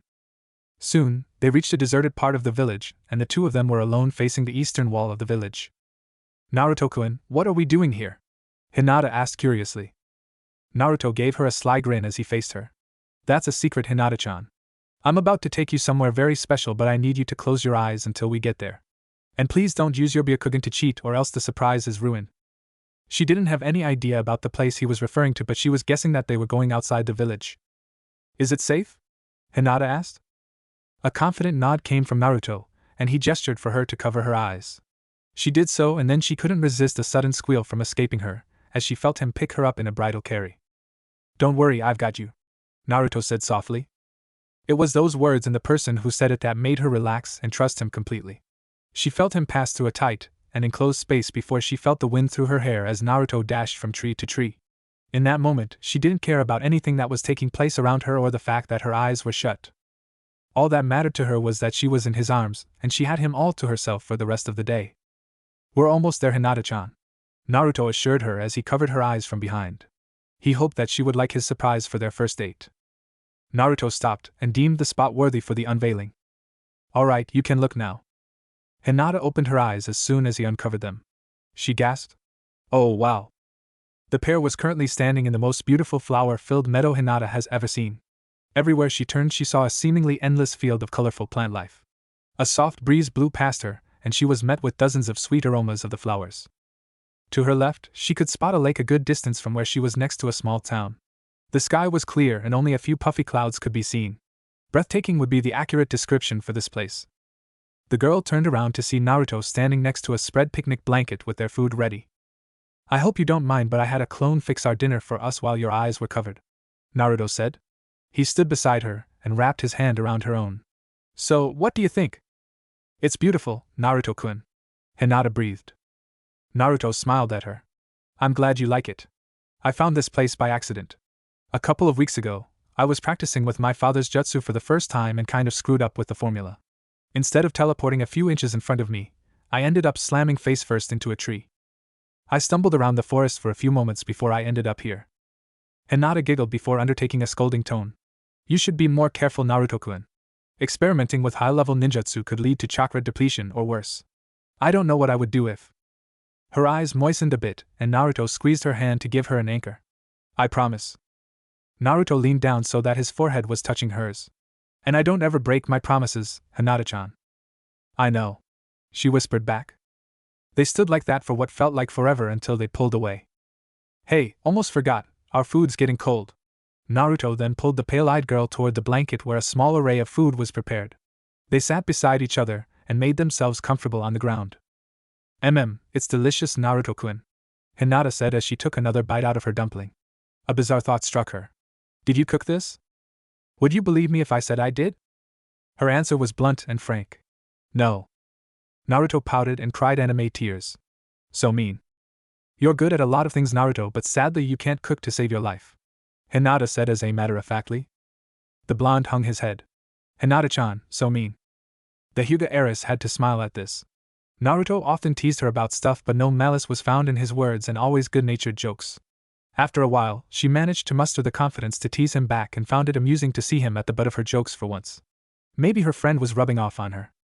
Alright, I asked Tochi-san to cook us some food, okay? Naruto pouted. Wait, if you think that my cooking skills are bad, then what happened to the bentos I tried to make for our lunch at the academy? Hinata visibly shuddered at the memory. Naruto-kun, the fish was burnt, and I think he used too much salt. It tasted fine to me, Naruto mumbled. The girl patted his cheek reassuringly. Maybe you should leave the art of cuisine to the professionals like me and Tochi-san, okay? That's it, you just crossed the line, Naruto stated. You must be punished. The blonde then began tickling her, and she erupted in a fit of giggles and laughs. No, stop it! Hinata protested but then burst into another fit of giggles. She managed to break free and she ran away from him. Catch me if you can. Hey, get back here! Naruto sprinted after her. Huge smiles plastered on their faces. They were both laughing as they ran around the fields of flowers with Naruto trying to catch Hinata. This was a rare opportunity for them to just be themselves without anyone to interrupt. They weren't the Hyuga heiress and the Kyuubi's Jinchuriki at the moment. Now, they were just two friends chasing each other on their very first date. I've gotcha! Naruto exclaimed as he managed to wrap her arms around Hinata and twirl her around the air. The girl squealed in delight as he spun her around and gently set her back down. But then, Naruto lost his balance, and he ended up falling to the ground, pulling her along with him. Fortunately, she landed on top of him, and the grassy patch of ground lessened the force of impact. The two ended up laughing again. Hinata's laughter faded and a light blush adorned her cheeks as she realized the position they were in. She could feel his heart beating inside his chest and the warmth he radiated. The blonde's laughter subsided and their eyes locked onto each other, the blue finding the white. Their faces were only inches apart, and she felt his breath on her face. It was times like these when she could see that once again, Naruto was easily the most handsome boy she had ever met. It would be so easy just to lean in and press her lips on his. It would be so simple to just kiss him right then and there. To experience her first kiss from the boy she liked as more than a friend. All she had to do was lean in. But she couldn't. She couldn't do that to him. What kind of person would she be if she gave him the illusion that they could be together, and then telling him that in reality, they could never be? Naruto never had anyone to love him this way before. Therefore it would only be too cruel if she allowed their relationship to go beyond being friends. It broke her heart to think they can never be together, but she knew that she would rather stay friends with him than seeing him heartbroken. She pushed herself off his chest and settled into a sitting position. Naruto sat up and looked perplexed as Hinata's face suddenly became slightly depressed. Hey, what's wrong? Naruto asked. Hinata managed to force a smile. It's nothing, Naruto-kun. I was just thinking about something. Whatever it was, it definitely wasn't nothing. Hinata couldn't seem to meet his eyes all of a sudden. She didn't elaborate, and he was really starting to worry. Hinata-chan? It's getting late, maybe we should head back, the pale-eyed girl said, and she stood to prepare for the journey back home. The whole trip back was traveled in silence, as Naruto kept casting a worried glance down at the girl in his arms. The entire time he was thinking what he might have done to upset her or how he could get her to open up. She still couldn't look at him. Suddenly, his ninja training began to kick in as he remembered his father's advice. You need to get a view of the bigger picture to know the full extent of the situation. His mind began working furiously. Obviously, he was part of the reason her mood switched from giggling and joyful to sullen and withdrawn. It also had something to do with their date. Throughout their entire meal, he would often catch her staring off into space for a moment. Maybe it was a family incident?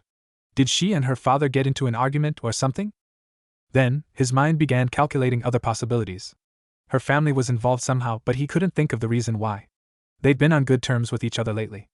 Hinata and her sister were closer now, and her father was beginning to acknowledge her prowess. So far, things have been going smoothly for Hinata and the Hyuga clan. If that was the case, what happened?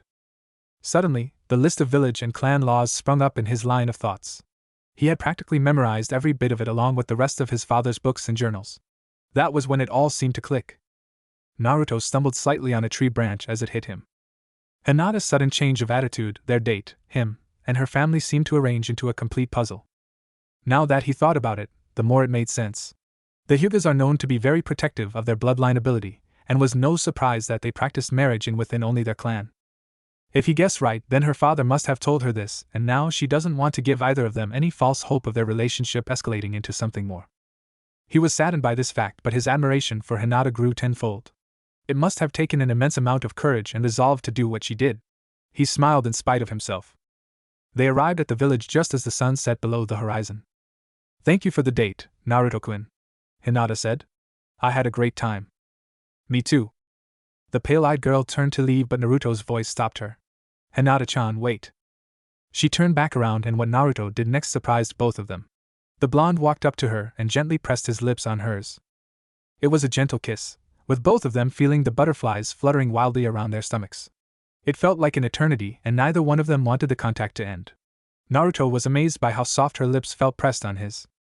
They pulled apart and rested their foreheads on top of each other. "I know," Naruto said softly. Hinata nodded and whispered back. "I feel like my heart is breaking into pieces, but we both know that this is the right thing." Naruto agreed. "I'm sorry if I made things worse with what I did, but I just had to. I wanted you to be my first." "I'm glad you did," Hinata replied. Nothing else needed to be said as the two leaned in for another kiss. They both knew that they won't be able to do this again for a long time, and they both wanted it to last for a lifetime. Neither one wanted it to end. What if Naruto has inheritance of his father? Thanks for watching my video till the end. If you enjoy this content, then do consider subscribing to my channel, and leave a like if you guys need the next part. Comment down, and thanks for watching the video, and see you guys in the next video.